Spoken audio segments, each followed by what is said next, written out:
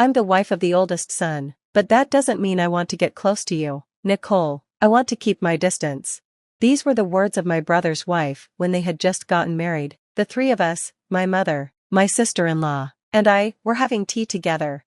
While I understand the importance of maintaining distance, I was shocked by her boldness in saying that to us so directly. The reason we were having tea was that my mother wanted to get along better with Amanda, but it seemed like Amanda didn't realize this, and I felt disappointed by her reaction. When we got home, I reflected on what happened. My mother smiled, but it was a lonely smile. She said Amanda was probably still feeling tense. "My name is Nicole. I'm 33 years old and work in an office. I've been living with my mother in our family home since my father passed away from illness 10 years ago. Both of my brothers have their own families, but I have no plans to marry yet. It's not that I don't want to, but I enjoy my job and am happy with my current life." One evening, my phone rang. It was my sister-in-law, Amanda, calling. She had just given birth to her first child. It was unusual for her to call me, so I was curious. When I answered, she said, "It's been a while, Nicole. I just had the baby, but you haven't contacted me." Normally, I would expect my sister-in-law to thank me for congratulating her on the baby, but instead, she started the conversation in such a blunt way. "She is the same age as me and has been married to my brother for 7 years. He adores her, but I've never liked her. She often makes sarcastic comments and talks in a nagging way, though she doesn't act like this with my brother." "Hello, Amanda. It's been a while. I should have reached out sooner. Sorry about that. And congratulations on the baby," I said. I had been busy with work and thought she would be busy too after giving birth, so I hadn't contacted her, but now I realized I was wrong. I decided not to mention that I had once apologized to her before, and she responded rudely, saying, "Are you trying to brag about how busy you are? I only work part-time, so you don't need to show off." Of course, I wasn't trying to brag. I was just apologizing sincerely. She just snorted. "Well, whatever," she said. "You should come visit the baby soon. She's a cute little girl." I could tell that Amanda's real intention was for me to give a nice baby shower gift. I felt disheartened by her words. Although the baby is my adorable niece and her birth is something to celebrate, I couldn't help but wonder why Amanda had to make such unnecessary comments. I just wished she would let me congratulate her when I was ready and with genuine feelings. "Alright, I'll come visit with my mom on a day that works for you," I said. "Oh, please don't bring your mom. I'm not good with her. I already introduced her to the baby when we left the hospital, and we even got congratulatory money from her," Amanda replied. I was irritated by her words. It felt like she was saying the only reason to meet my mom was to give a gift, and the way she talked about my mom, her mother-in-law, was hurtful. "Okay, I understand," I said. "Please let me know a convenient day. And sorry, but I need to go now. I'm taking my dinner break." Amanda's rude comments weren't anything new, but I didn't want to feel more uncomfortable, so I just replied casually and ended the call. I felt uneasy about everything. When I came downstairs, my mom, who was preparing dinner, saw my scowl and tilted her head. I thanked her for the meal and told her about the conversation with Amanda. I was upset and needed to vent. "Well, that's too bad, but there will be plenty of chances to see the baby," my mom said calmly, as if she wasn't bothered by Amanda's words. "It's been a long time since she married your brother, and her attitude is just too much," I said. "Your anger on my behalf makes me happy. By the way, I couldn't give it to you the other day because I wasn't ready, but could you take this with you as well?" my mom added, still wanting to give an extra gift, despite hearing my complaints. I smiled bitterly at the wrapped present. "Mom, you're really too kind." "Alright, I'll make sure to take it. It's for the baby, after all," I said. My mom nodded with a smile. There's a lot to think about when it comes to my sister-in-law, but it's for my adorable niece. I decided to think of it that way. On the day I went to Amanda's house, I ran into my younger brother's wife, Emily, on the way. Like me, Emily was also invited to Amanda's house. Emily married my brother 4 years ago, quickly became pregnant, and had a baby. Now, she's expecting her second child. It might sound rude to compare, but unlike Amanda, Emily is cheerful, honest, and gets along well with both my mom and me. When we arrived at Amanda's house, she greeted us in a surprisingly good mood. She led us into the living room, where the baby was sleeping in a crib. The sight of the innocent, sleeping baby made me feel calm and happy. We laughed quietly, not wanting to wake the baby, and sat down on the sofa. After Emily gave her gift, I handed over mine. I brought some blankets, toys, and a baby outfit that my mom made, I said. Amanda unwrapped the clothes my mother had made, and after looking at them, she sighed heavily.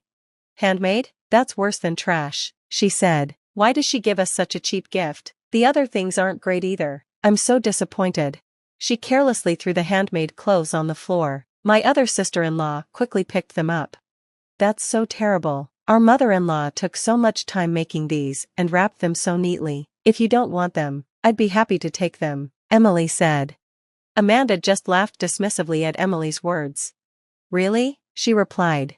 If you want them that badly, go ahead, Amanda said, her tone clearly condescending. If you think they're worth keeping, please do. I'm sure my mother would be happy too, I responded. At my words, my other sister-in-law's face lit up. I'm so happy. These are like high-end brand clothes. When the baby is born, I'll dress them in these. I can't wait. Her innocent joy was somehow comforting. If my mother were here, she would probably say the same thing. Wait, what do you mean by high-end brand? Amanda asked, looking confused.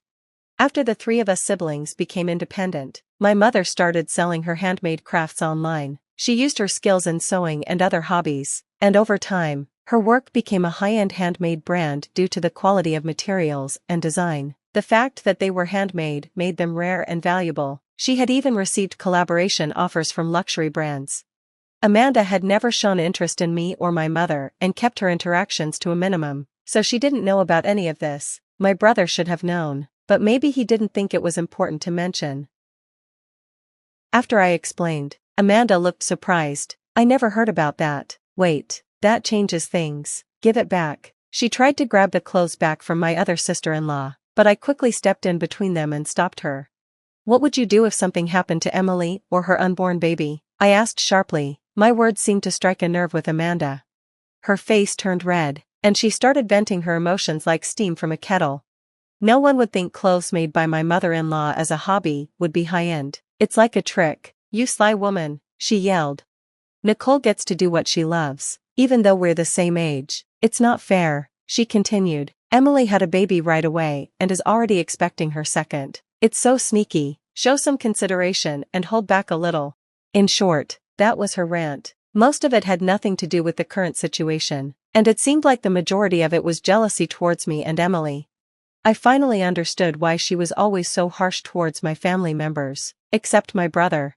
After getting married, Amanda quit the job she loved and switched to part-time work so she could focus on housework and trying to have a baby. During this time, she may have felt resentment towards me for being able to work and towards my other sister-in-law for getting pregnant so quickly, but that's a separate issue.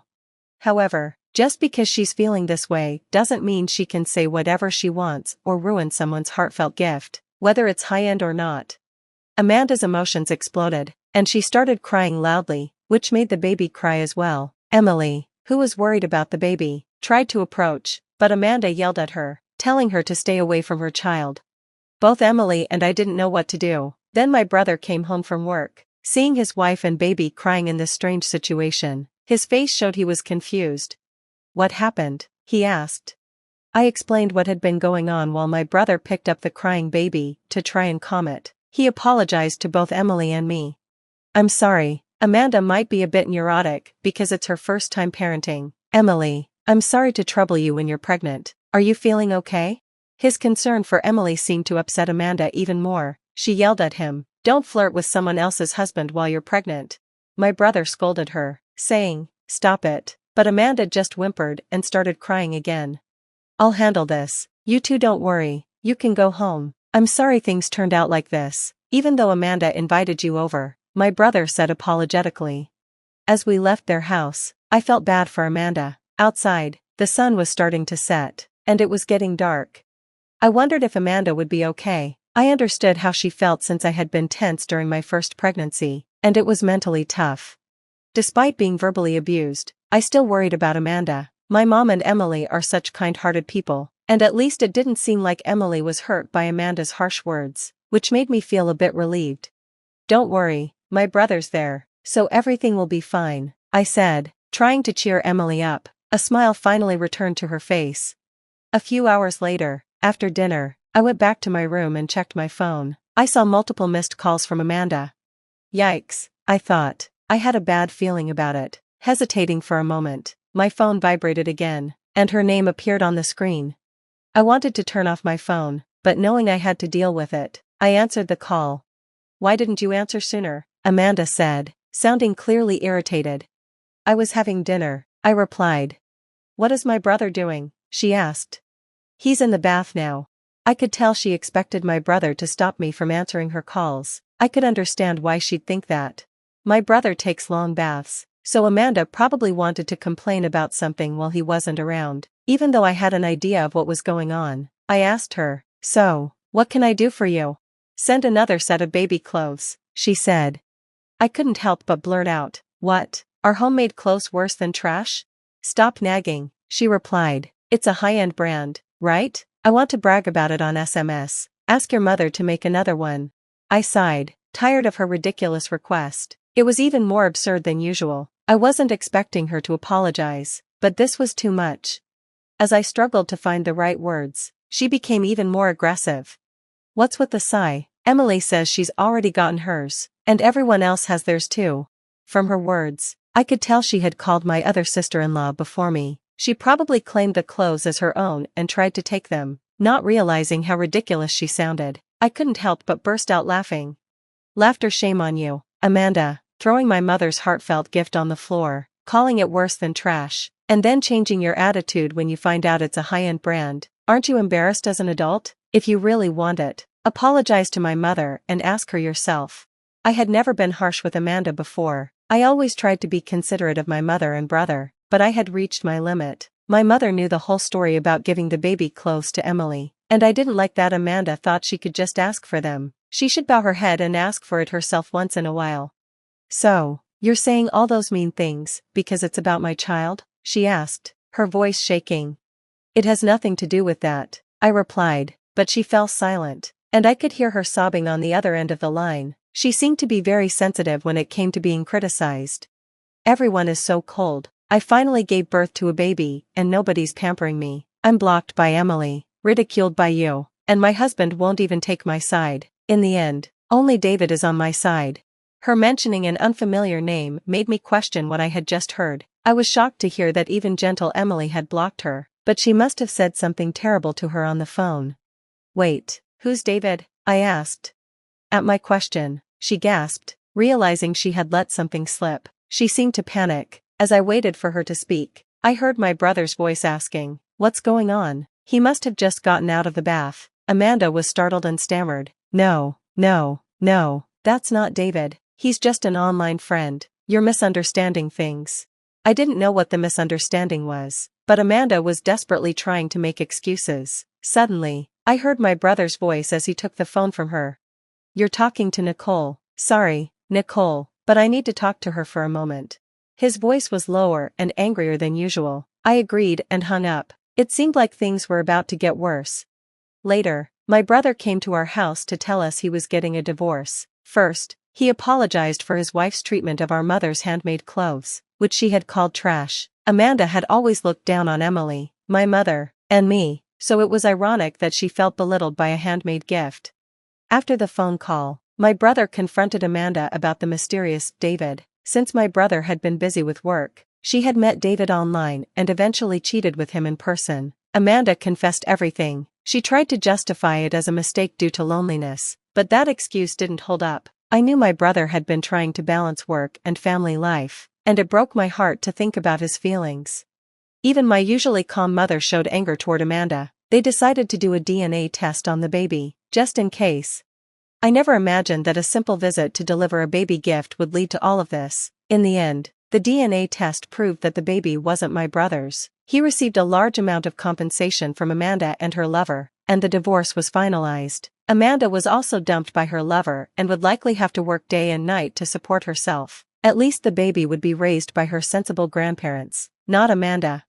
3 years have passed. My mother's handmade clothes and accessories are still loved by many. Emily and I are, of course, longtime fans. I got married last year and am now pregnant. My mother is already excitedly planning the baby's clothes. My brother, deeply hurt by what happened with his wife, has recently found a new girlfriend. I sincerely hope that he will find true happiness this time. Later, my brother came to our house to tell us he was getting a divorce. First, he apologized for his wife's treatment of our mother's handmade clothes, which she had called trash. Amanda had always looked down on Emily, my mother, and me, so it was ironic that she felt belittled by a handmade gift. After the phone call, my brother confronted Amanda about the mysterious David. Since my brother had been busy with work, she had met David online and eventually cheated with him in person. Amanda confessed everything. She tried to justify it as a mistake due to loneliness, but that excuse didn't hold up. I knew my brother had been trying to balance work and family life, and it broke my heart to think about his feelings. Even my usually calm mother showed anger toward Amanda. They decided to do a DNA test on the baby, just in case. I never imagined that a simple visit to deliver a baby gift would lead to all of this. In the end, the DNA test proved that the baby wasn't my brother's. He received a large amount of compensation from Amanda and her lover, and the divorce was finalized. Amanda was also dumped by her lover and would likely have to work day and night to support herself. At least the baby would be raised by her sensible grandparents, not Amanda. 3 years have passed. My mother's handmade clothes and accessories are still loved by many. Emily and I are, of course, longtime fans. I got married last year and am now pregnant. My mother is already excitedly planning the baby's clothes. My brother, deeply hurt by what happened with his wife, has recently found a new girlfriend. I sincerely hope that he will find true happiness this time. Hi, I'm Emily, and I just turned 29. Years ago, I made the mistake of marrying a man with lots of problems, thinking love would fix everything. I believed I could show him how valuable he was, but I was wrong.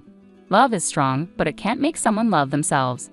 I'll call my ex Joseph. He was obsessed with making his parents happy. It wasn't just a normal desire to please them. It was an overwhelming need for their approval that influenced everything he did. Joseph's parents, who I'll call Mr. and Mrs. Ellis, didn't really care about his life, which made him desperate for their attention. It was sad to watch, and I quickly realized I couldn't fill the emotional void left by his parents. To make things worse, Joseph had a terrible habit of spending our savings on things his parents wanted. He bought them extravagant gifts, vacations, and other unnecessary stuff. Our money seemed to flow directly to Mr. and Mrs. Ellis, and their lack of appreciation made it even more frustrating for me. This reckless spending was a constant source of arguments between us. It felt like I was competing with his parents for his attention, which drained our marriage. Despite all the problems and constant arguments, I still cared about Joseph. I hoped he could free himself from his parents' unrealistic expectations and find happiness within himself. But it became clear that my love wasn't enough to help him escape their negative influence. Things took an even sharper turn one day. Joseph came to me looking serious and said he had something important to tell me. After all the ups and downs we've been through, I prepared myself for the worst, not knowing the bombshell he was about to drop. As he started talking, I had a gut feeling this would lead to our biggest argument yet. "Emily, there's something important I need to talk about," he said seriously. "What's going on?" I asked, already bracing myself for bad news. "It's about my parents. They're retiring soon, and I want to surprise them with a luxury vacation." "It's going to cost a lot," he said, looking both excited and nervous. "That sounds nice as long as the money comes from your own savings. I really don't want to use our joint savings again," I said, hoping to avoid another fight about money. "I don't have enough to pay for it myself. I was hoping we could use some of our savings," Joseph admitted, looking hopeful but worried. "Joseph, if it's more than we can afford, maybe we should rethink this expense," I suggested gently, trying to bring him back to reality. But he got upset. "You just don't understand, Emily. I love my parents and wanted to do something special for them. Love isn't about counting every penny. It's about grand gestures," he argued passionately. I argued, but love is also about being there for each other and making sacrifices together, not at the expense of our financial stability. This trip might be important to them, but we need to think about our future too. Joseph was determined. "I have to do this for them. I thought you, of all people, would understand. They're everything to me." "And you're everything to me, Joseph, but we have to be practical. We can't just use up all our savings on one trip." I tried to find a compromise, but he accused me of being selfish and not seeing the importance of his gesture. "It's not about being selfish, it's about being sensible and planning for the future," I explained, wondering just how much he planned to spend. When he said he needed all of our savings, my heart sank. "All of our savings, Joseph? That's just reckless," I said, shocked by his request. "You're being heartless," he shot back, convinced I couldn't understand his desire to make his parents happy. "No, Joseph, I'm being realistic. We can't afford to spend $85,000 on a whim," I said, my patience running out. His casual mention of getting the money back later only added to my frustration. "Really, Joseph? That's not how this works," I replied, my disbelief obvious. We were at a standstill. Our views on love, responsibility, and money were completely different. The argument got louder and more intense. Suddenly, things were being thrown and breaking as if to emphasize our anger. In the midst of this chaos, Joseph declared that if I couldn't support him, he wanted a divorce. He probably expected me to panic and try to save our marriage. But I didn't. Instead, I gathered all my calm and resolve and simply said, "Okay, Joseph, if that's truly what you want." The shock on his face was clear. He had expected tears and begging, but what he got was my firm stance. I was done indulging his fantasies. If he wanted to waste his future chasing unrealistic dreams, he could do it without me. I didn't hold back. I told him everything.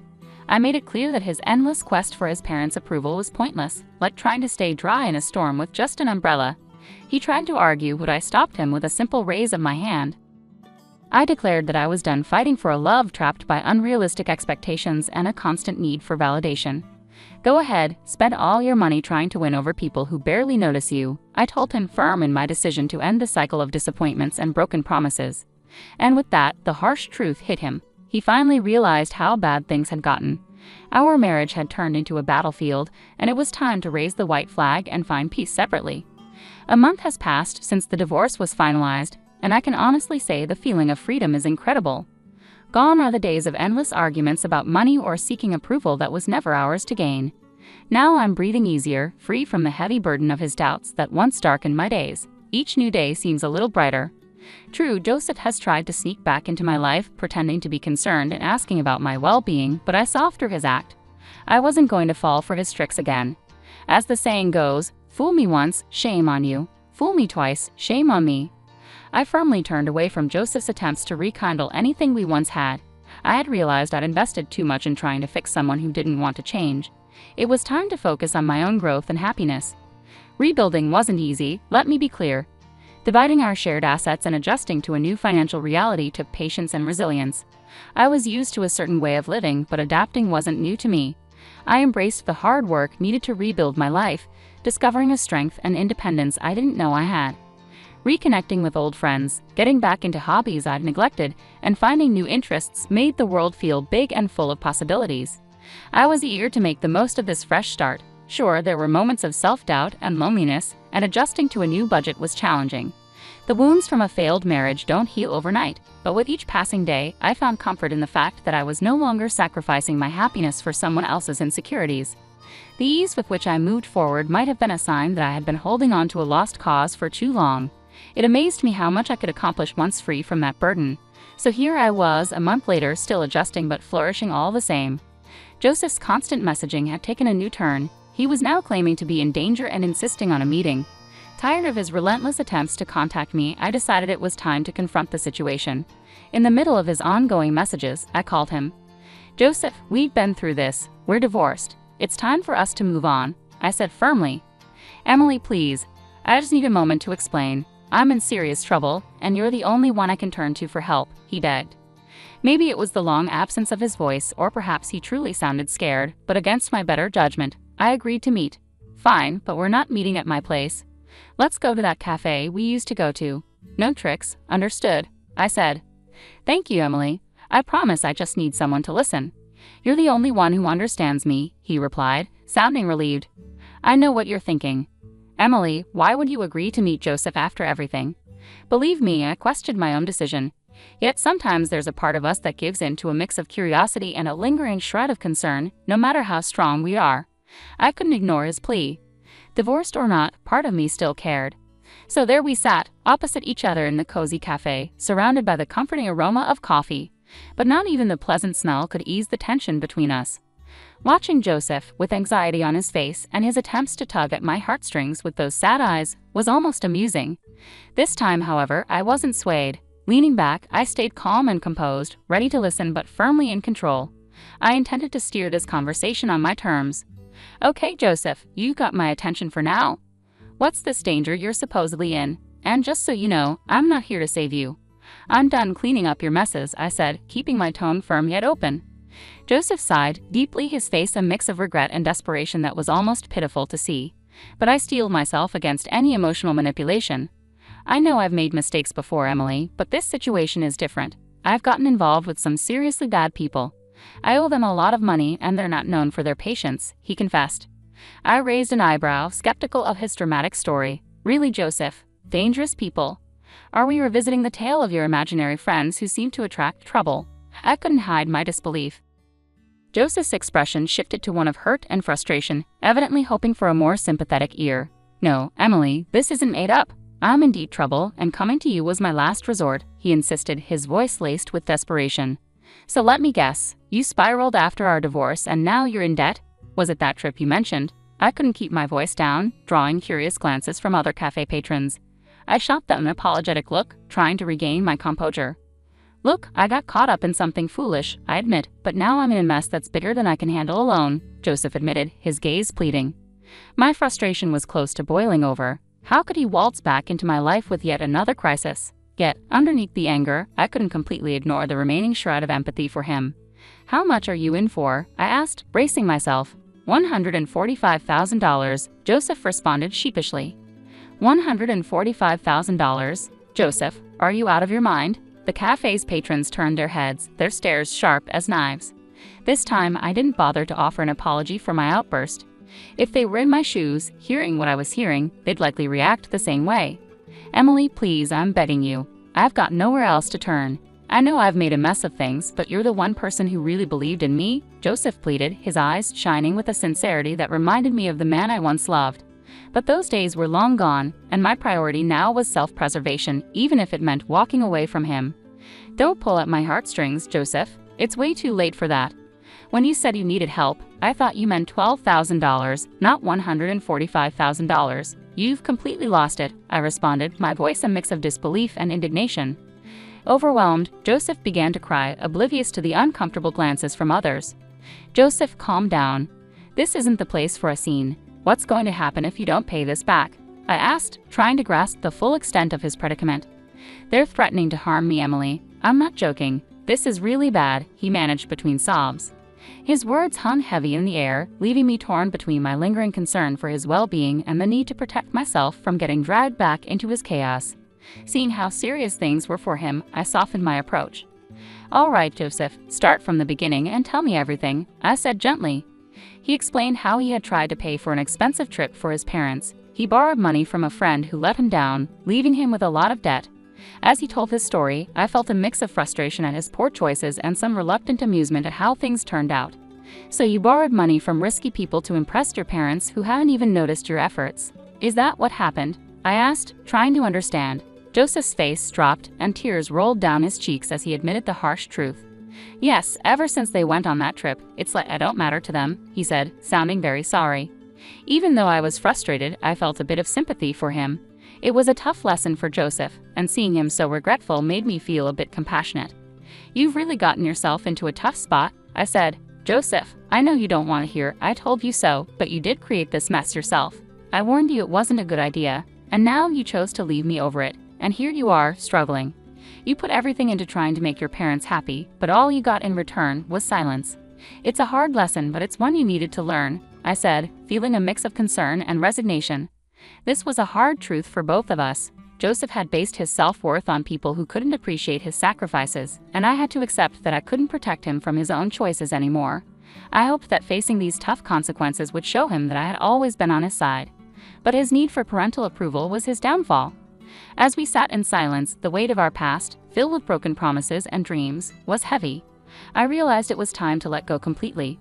No more second chances, no more trying to fix what was beyond repair. Joseph needed to face the results of his actions alone, and I needed to move on and find my own happiness. I hope you find a way out of this, Joseph, I said, my voice firm with finality. You're not going to help? Joseph asked, looking surprised. No, I'm not, I replied. Joseph, I can't help you. Why not? He asked. Because I don't have the money to bail you out, and even if I did, taking on a huge loan that I'd be paying off for years isn't an option. I can't afford to be as reckless as you've been, I explained firmly. Come on, Emily, please. I'm begging you, he said, his desperation clear. Joseph, expecting me to fix this for you, especially with how you're acting, isn't realistic, I said, my patience wearing thin. Yeah, I did expect that. You're my ex-wife, not my enemy, he replied, still holding on to hope. But it was clear our lives had gone in different directions. My focus now was on finding my own peace and happiness, separate from the chaos we once shared. And that's the problem, Joseph. You expect me to always be there to clean up your mess because that's what I used to do. I was your wife, so helping you out of trouble was something I did naturally. But I can't and shouldn't keep doing that. It's not my responsibility anymore. After everything, I don't owe you anything, especially considering how our money was wasted on your ungrateful and toxic parents. But I love them, Joseph said, but I love myself too. And loving myself means doing what's best for me, including taking care of my own well-being, I said. Joseph looked down, realizing that he wasn't going to get the help he wanted from me. Since it seems like you're out of options, here's one piece of advice. Leave. Move somewhere far away where they can't find you. If you can't do that, I'm not sure what else you expect from me. He sat there in silence, clearly frustrated by my refusal to help him this time. It's time for us to go our separate ways, Joseph. I can't keep being dragged back into your problems. We both need to find our own peace, I said, hoping he would understand. If you really cared about me, you'd help, he said, anger in his voice. Goodbye, Joseph. I'm changing my number, I said firmly as I stood up to leave. As I walked away, Joseph stayed seated, his face showing a mix of emotions. It was a tough but necessary step for me to take for my own happiness and self-respect.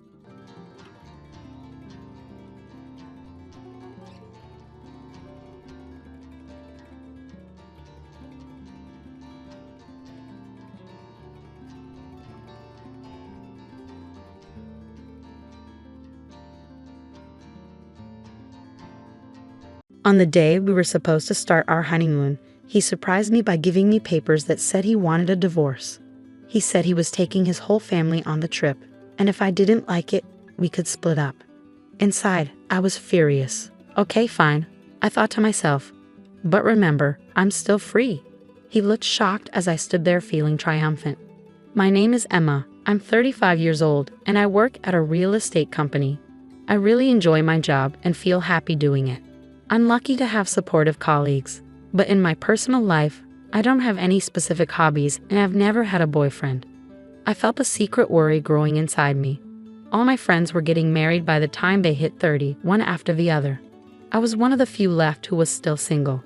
Plus, my younger colleagues were leaving our company one after another, and it hurt every time. Then, I met Brian through a friend's introduction. He was 2 years younger than me and had a smile that made me feel warm and protective. He didn't talk much but always listened to what I had to say when we needed to make decisions. He made me feel like my thoughts mattered. Since I had no experience with relationships before, I quickly fell for Brian's personality. Our relationship progressed smoothly. When I brought up the topic of marriage, he simply said, "Okay, let's do it." Marriage involves making lots of decisions: the wedding, the honeymoon, finding a new home to live in together. It's a huge event in a person's life, so I wanted us to decide things together. But no matter what decision we faced, Ryan always let me take the lead. He never shared his own thoughts. He just agreed with whatever I said. Brian's personality began to seem unreliable to me, and I started feeling unsatisfied with him. Another thing bothering me was my relationship with my mother-in-law.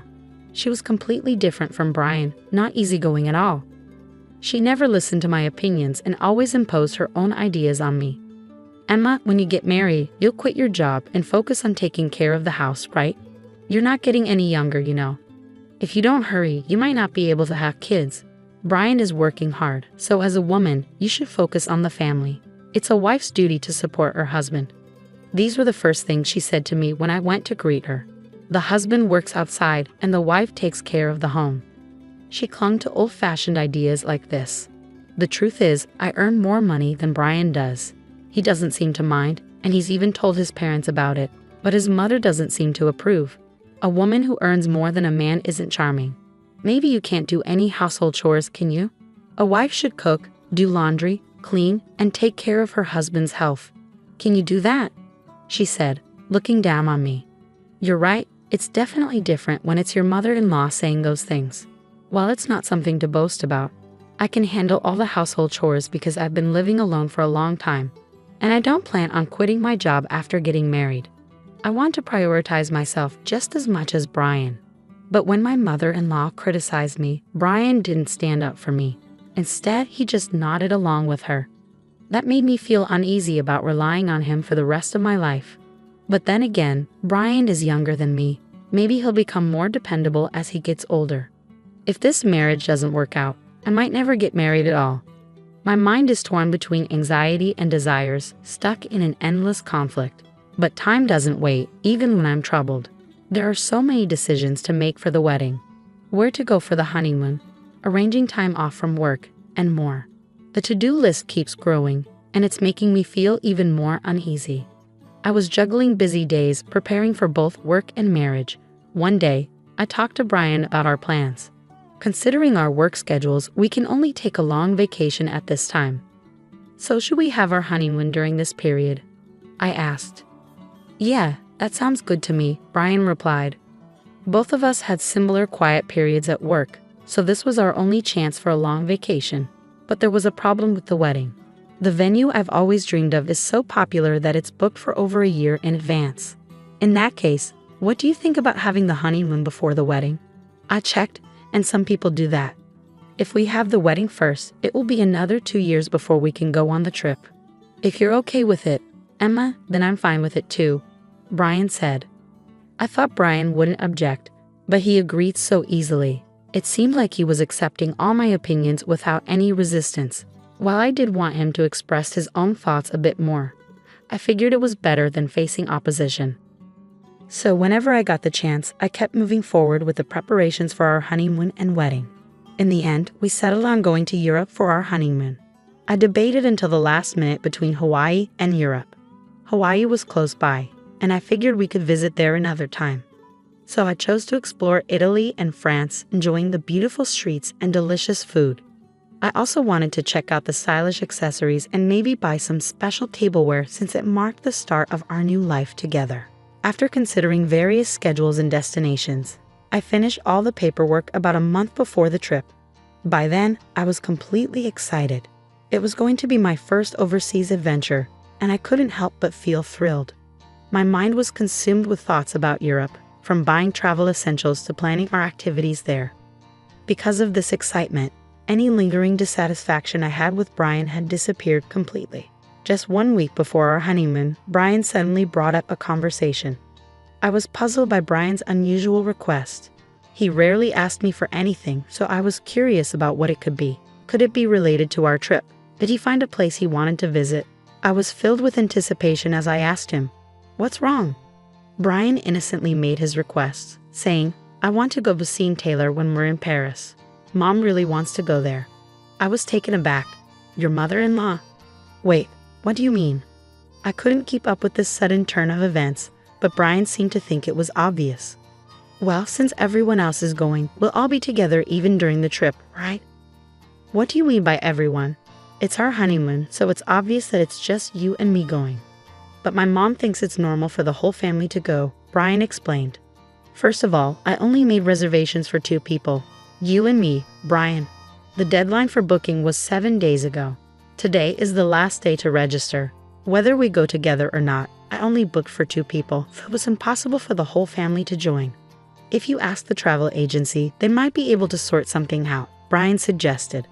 I was stunned by Brian's statement when suddenly, the intercom in the house rang. On the screen, I saw my in-laws. Without any regard for my surprise, they entered the house with a load of bags. Ignoring my objections, my mother-in-law's eyes sparkled as she declared, "I thought I'd leave the luggage here since we're leaving soon. I'm so excited." Brian chimed in, "Just leave the luggage here," and began leading them into the room without asking for my consent. "Wait a minute." I tried to stop him urgently, but my mother-in-law shot me a sharp look. "What's the matter, Emma? I hope you're not suddenly saying you don't want to go together now." "I never agreed to go together in the first place," I retorted, but my mother-in-law paid no attention. "You heard it, she just said no, didn't you?" "But Brian always thought we would go together with you, right?" she asked, trying to flatter Brian. Brian simply replied, "Yeah," affirming her statement. Seizing on his agreement, my mother-in-law began to dismiss me. "It's normal for the husband's parents to go on the honeymoon. Don't you have common sense? I hope you won't ruin the trip with any unpleasant experiences since it's a special honeymoon. We want to make good memories, right? I'll make sure to teach you some common sense during this week before we leave. It's supposed to be a special honeymoon after all." I felt like everything was falling apart. My blood was boiling with frustration. Mother-in-law, this is a honeymoon, you know. Normally, it's just supposed to be the husband and wife. I insisted desperately. If I listened to my mother-in-law's demands now, it would set a bad precedent for the future. I wanted to avoid that at all costs. However, my mother-in-law stubbornly refused to back down. Not only that, but she began to dismiss my concerns altogether. The husband's parents going on the honeymoon together is just common sense. I can't believe you don't want to be with us. I thought we were becoming a family, but it seems our ideas of common sense are different. You don't seem to like me, and nothing seems to match. How sad, she said, lowering her eyebrows in a fake manner. Her words, how sad, seemed to have a hidden smirk behind them. I was convinced she was deliberately trying to trap me. That's how sure I was.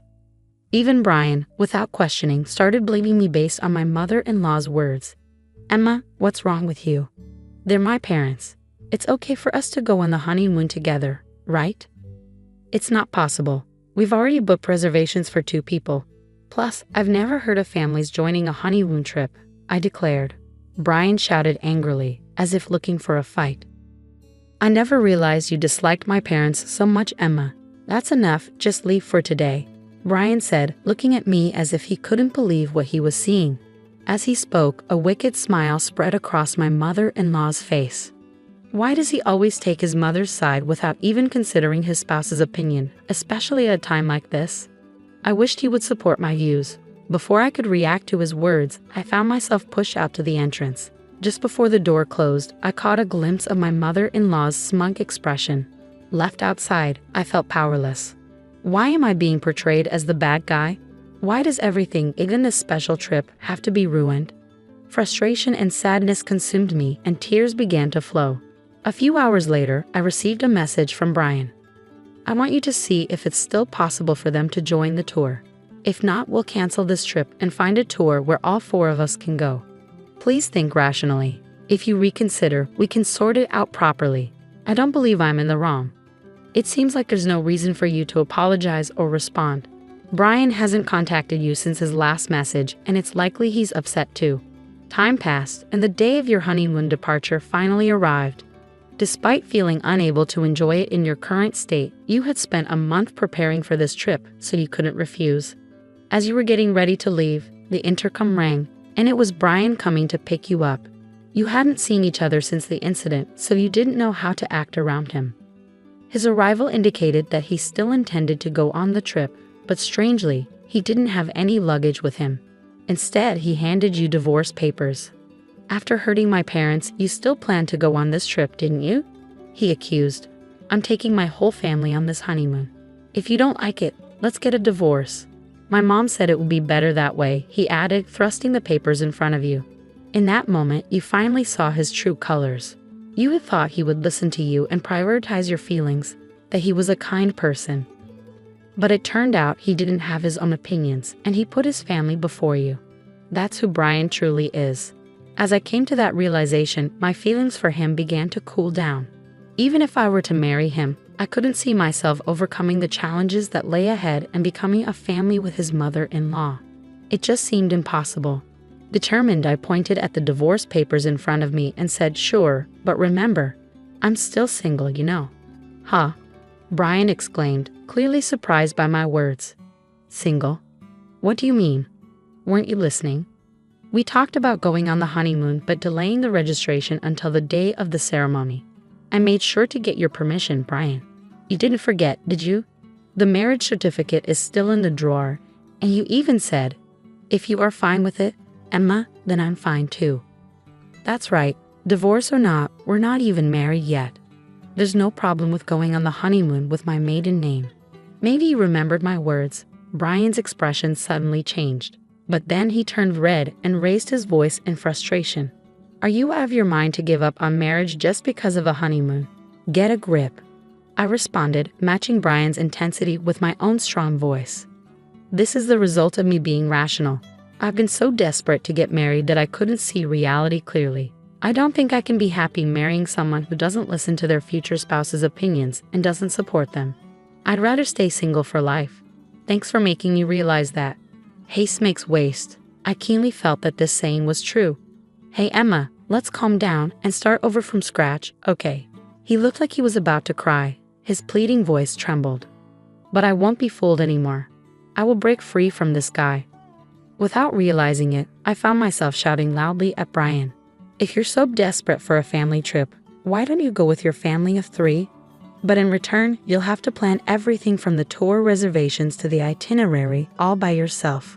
After always relying on others, it's about time you experience the difficulty yourself. If you think you can handle it, go ahead, you indecisive man. I pulled out the marriage certificate from the drawer and tore it to shreds in front of Brian. His mouth hung open in shock at the sudden turn of events. Overwhelmed by my determination, Brian was completely taken aback. Do you understand how serious I am now? I refuse to have a future that's dark. It's over between us. Why don't you go back to your beloved mommy and cry to her, you mama's boy? Leaving a stunned Brian behind, I slammed the front door shut. Given his demeanor, he might actually go cry to his mother. I could easily imagine that happening. Afterward, I contacted the tour company to cancel our reservations. Since it was a same-day cancellation, we were charged 100% of the fee. I billed Brian for the entire amount since he was the one who ruined our honeymoon. It felt like the right thing to do.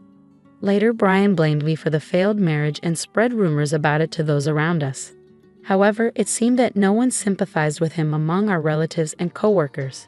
Instead, he started to be seen as an unconventional mama's boy due to his past actions and was disliked by many. When I told my parents about the divorce, they were initially surprised but quickly accepted it. Marriage isn't the only source of happiness. As long as you're happy, Emma, that's what matters. I couldn't be more grateful for my mother's words. As a side note, since then, my hobby has become traveling. I felt it would be a waste to let long vacations go to waste, so I embarked on my first solo trip. Going overseas alone was a bit daunting, but I enjoyed a relaxing time in historic cities I had always wanted to visit. Wow, being alone is actually quite enjoyable. Thanks to the historical adventure trip, I've started to fully enjoy solo traveling. Whenever I have time off on my next break, I'm planning to embark on my next overseas trip. I've begun a life where I won't let myself be controlled by marriage alone.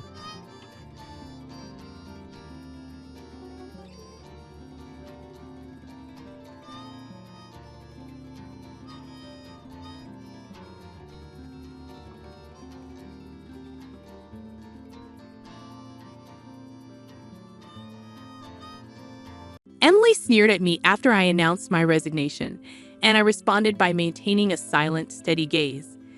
Our conversation had revolved around the company's decision to cut labor costs, with particular disdain aimed at those supposedly exploiting overtime pay.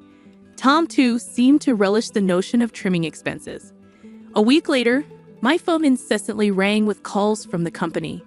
Upon answering, the president inquired sharply, "Who exactly are you?" I couldn't help but scoff mockingly at the president's question. In response, I introduced myself as Lily Johnson, a 59-year-old employee with 37 years of dedicated service since my college graduation. I explained our company's role in providing administrative services, particularly catering to busy company presidents handling clerical work. Specializing in tax-related matters, I proudly managed 45 clients, a responsibility that had grown overwhelming despite the assistance of a part-timer. Despite the challenges, I couldn't show any sign of weakness. Our clients were long-standing relationships, and their adversities fueled my determination. Today, as I sat in front of my computer, the relentless harassment from Tom and Emily weighed heavily on my mind. Tom, 7 years my junior and now the head of the tax department, had drastically changed his demeanor 3 months ago upon promotion. His once polite tone was replaced with condescension and complaints, making every interaction a struggle. Even when I countered, he remained unfazed, instructing me to consult the manual for guidance and warning against unnecessary actions. Emily, Tom's assistant, joined in the harassment, criticizing my efficiency and mocking my rank and file status. Despite being the first to decline a promotion to department head, a fact unknown to Tom and Emily, I committed to completing my regular duties. Their harassment persisted, with Tom accusing me of increasing overtime, branding it a waste. Emily echoed his sentiment, sighing as she claimed my constant overtime was dragging down the entire tax department's performance. The recent cause of my overtime was Tom unexpectedly leaving a month's worth of client files on my desk to be filed by the end of the month after work. My face drained of color as I glanced at the files before me. "Wait, these all have deadlines this month, right?" I uttered in confusion. However, before I could grasp the gravity of the situation, Tom was already packing up his desk, completely uninterested in addressing my concerns. "I'm heading out. Take care with that," he casually remarked as he swiftly left the office, leaving me with a pile of urgent tasks. Emily followed suit, adding insult to injury with a mocking laugh. The incredulity of the situation weighed on me, and I sighed heavily as I opened the client files scattered on my desk. To my dismay, some of the files were originally Emily's responsibility. The realization deepened my sigh. I understood why Tom had been subjecting me to relentless harassment. They wanted me to retire quickly. My extensive experience and deeper knowledge in taxation made me a preferred resource for other members of the tax department over Tom. Tom's unapproachable demeanor and unattractive appearance made everyone, except Emily, avoid him. It seemed Emily's proximity to him was strategic, driven by Tom's preference for younger female employees. The shallow nature of their thinking sent a chill down my spine. Emily's harassment was not just a personal vendetta. She aimed to curry favor with Tom, the one evaluating the tax department's performance. Despite these challenges, I had to manage the declarations. Alongside preparing tax declarations for my assigned companies, it seemed today's workload was far from over. However, claiming overtime would only invite complaints from Tom and Emily, leaving me resigned to the prospect of unpaid extra hours. Then, unexpectedly, I received a summons to the president's office. Our company had recently undergone a change in leadership due to the former president's sudden illness. The new president, the former president's son, wasn't fully acquainted with our company. As I entered the office, I noticed Tom and Emily with unpleasant smirks on their faces. In a tense atmosphere, the president dropped a bombshell. "Lily, we'll need you to resign by the end of this month." My mind spun as I asked for clarification. Tom and Emily had apparently accused me of overbilling for overtime, citing that while others had around 15 hours, I had exceeded 80 hours. The president, oblivious to the true circumstances, seemed impressed with Tom and Emily's zero overtime. The reality of the situation hit me. The inflated overtime was a result of doing Tom and Emily's work. However, revealing Tom's instructions would risk portraying it as my own inability to manage time effectively. I presented the facts, asserting that I hadn't overbilled for overtime but struggled to finish my workload within regular hours. The president sighed deeply, expressing doubt but acknowledging the lack of evidence to pursue the matter further. Nevertheless, he insisted that they couldn't retain someone working at such a slow pace. Resigned to the situation, the president suggested my resignation, and it seemed his mind was made up. Told to leave the company I had devoted 37 years to, I felt a weariness settle in. Despite my dedication, the additional workload from Tom and Emily went unappreciated. I agreed to resign at the end of the month, acknowledging that I had already communicated my decision to the president. As I glanced at Tom and Emily, their vulgar smiles reflected satisfaction. Leaving the president's office, Emily taunted me with a sarcastic, "Thanks for quitting," her sneer cutting through. I responded with a silent stare, facing similar disdain from Tom, who shared his approval of cutting labor costs and labeled me as someone exploiting overtime pay. Observing their cheerful conversation, I pondered the handover process. Creating documents for all my clients, I ensured proper farewells and appointments with those I could meet personally. Unable to schedule a meeting with the president, I resorted to letters to inform them of my successor. A week post-resignation, enjoying a moment of relaxation at home, my mobile phone rang. Seeing the company's call, I hesitated, having already completed social insurance procedures. However, persistent calls from both the company and Tom and Emily's personal mobiles led me to answer reluctantly.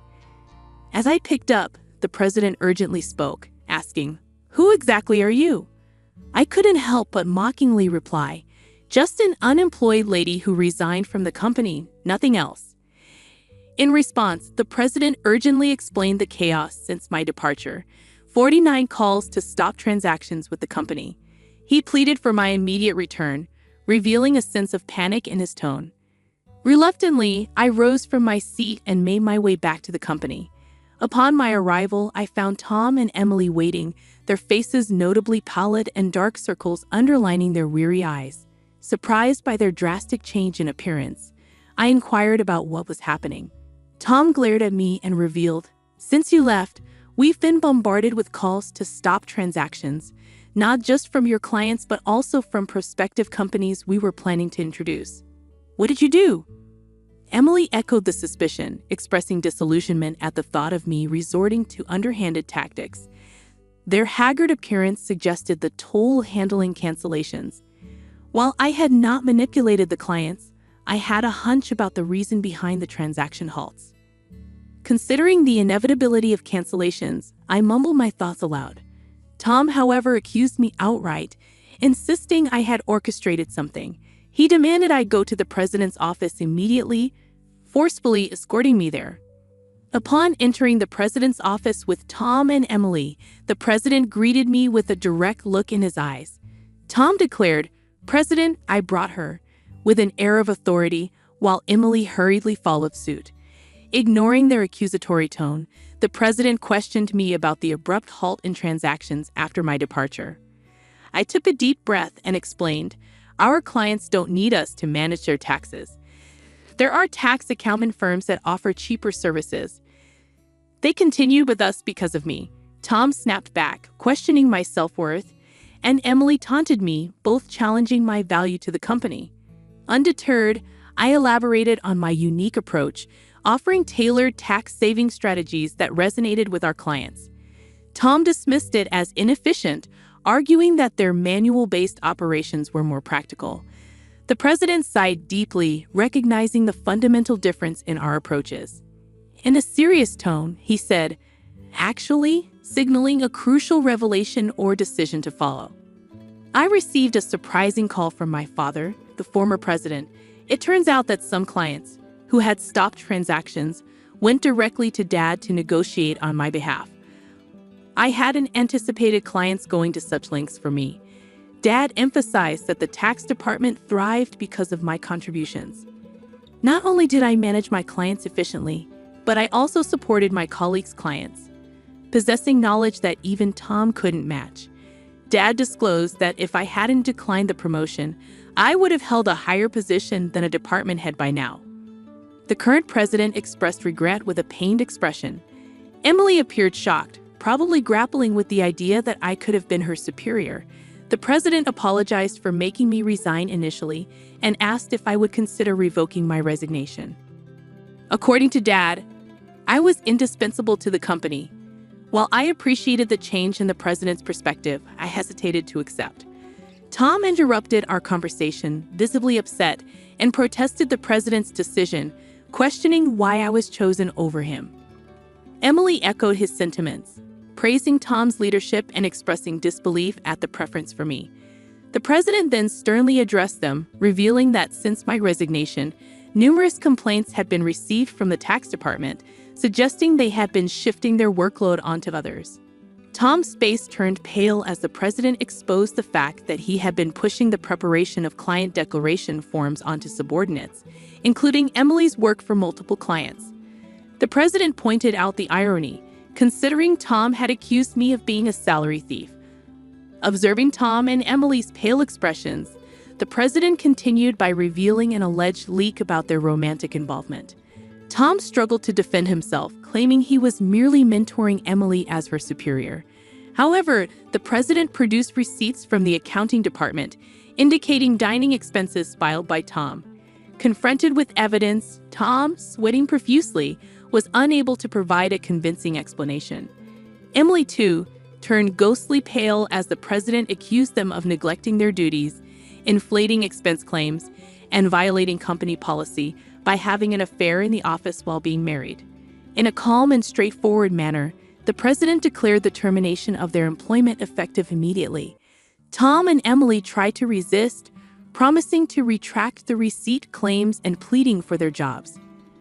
"I have a family," Tom desperately pleaded, attempting to reverse his termination.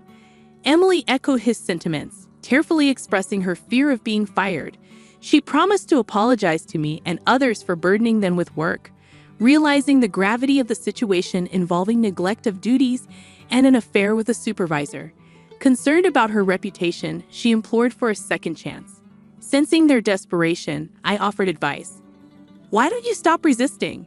It's undignified," I suggested. Tom glared at me, retorting, "Shut up. What would a single person like you understand?" I sighed, reminding him, "Tom, you were the one who got me fired. It's just karma. What goes around comes around. Why don't you take some responsibility and reflect a bit?" Frustrated, Tom looked away, while Emily bit her lip in distress. Aware of more details about their misconduct, I turned to the president, asking with a smile if I should share them. Tom and Emily frantically tried to stop me, fearing further exposure. I issued an ultimatum, warning them that wrongdoings would eventually come to light, urging them to face reality before it worsened. At my words, both Tom and Emily collapsed to their knees, and the president decided to fire them on the spot. Later, I revealed more about their misdeeds, including Tom faking business trips to spend days with Emily and their insidious tactics of harassing disliked employees into quitting. Despite my attempts to help those employees, Tom and Emily's strategies were relentless.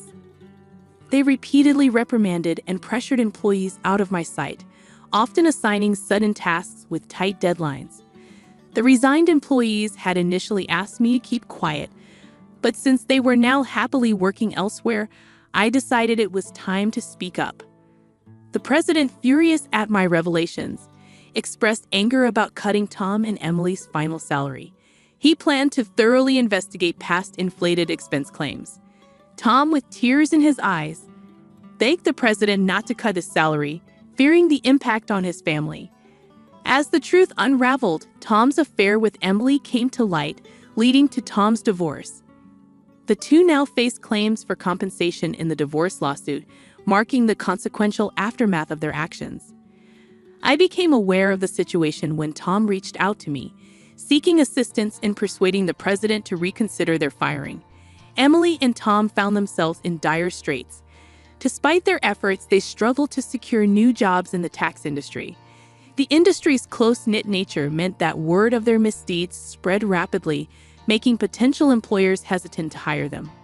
Desperate for income to cover divorce compensation and living expenses, they resorted to day labor at construction sites, a stark departure from their previous office roles. Emily would often call me in tears, pleading for help. "Lily, please help. I only wanted a better life, and I never truly liked Tom," she'd cry. However, I couldn't ignore the fact that their predicament was a consequence of their own actions. Many, including myself, had been impacted by their behavior. I reminded Emily that the consequences were a result of her choices. "You can't unring a bell," I told her firmly. Facing hardships was the consequence of her decisions. Emily's despair echoed through her protests. Despite her regrets, the outcome remained unchanged. As for me, I chose to distance myself from the chaos of the corporate world. Despite the president's pleas for my return, I declined. Once told to resign, I had no desire to return. Instead, I found solace in assisting at a friend's tax office, supplementing my income and enjoying a more relaxed lifestyle. In the future, I entertained the idea of starting my own office, where I could serve my clients without the constraints of corporate bureaucracy. In my own space, I could fully dedicate myself to my clients' needs. As a tax accountant, I aspired to be on equal footing with my clients, providing service without superiority. This marked the beginning of a new chapter in my life, one filled with excitement and opportunities to pursue what truly mattered to me. My second life had just begun, and I eagerly anticipated the journey ahead.